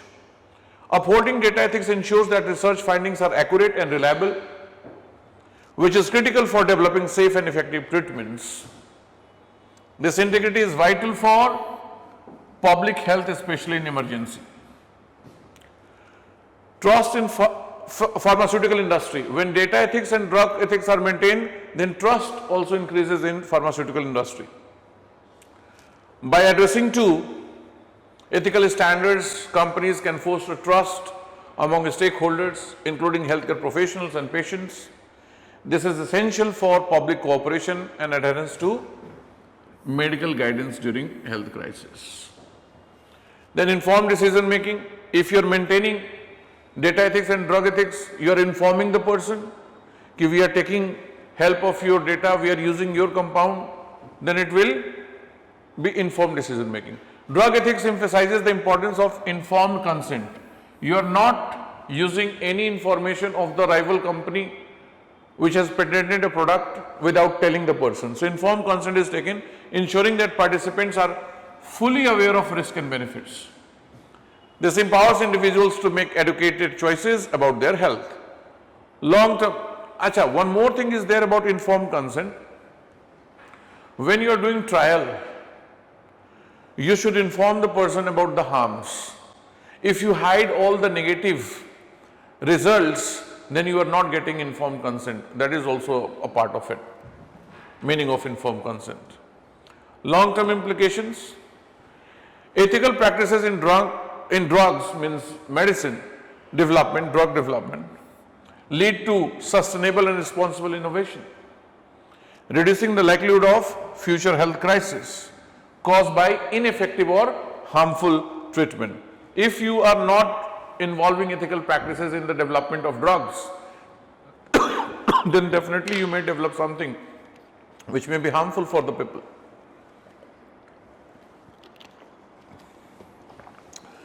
Because you compromised drug ethics or data ethics. Thus, Dr. Srinivasan should prioritize ethical integrity, engage in transparent discussion with stakeholders, and seek alternative strategies that do not compromise safety or ethics. Upholding data and drug ethics is crucial for ensuring the well-being of individuals and maintaining trust in the healthcare system. See, when you look at all the answers, all the solutions of the case study that I just provided, there was hardly any rocket science. It was all about time management and putting all those objective points in the answer in a lucid way. Again, I am saying, reiterating the fact that when you look at my answers, they look very balanced, and sentence formation is little advanced. That is not necessary. I have to answer in that way to show that I am a teacher. But simple language is always preferable. You go for simple language, and not necessarily you should have always 5-6 points. You can come up with 2-3 points as well. Elaborate them, maintain the word limit, and you will fetch good marks. So this is it from my side for case studies. See you in the next session. Thank you so much.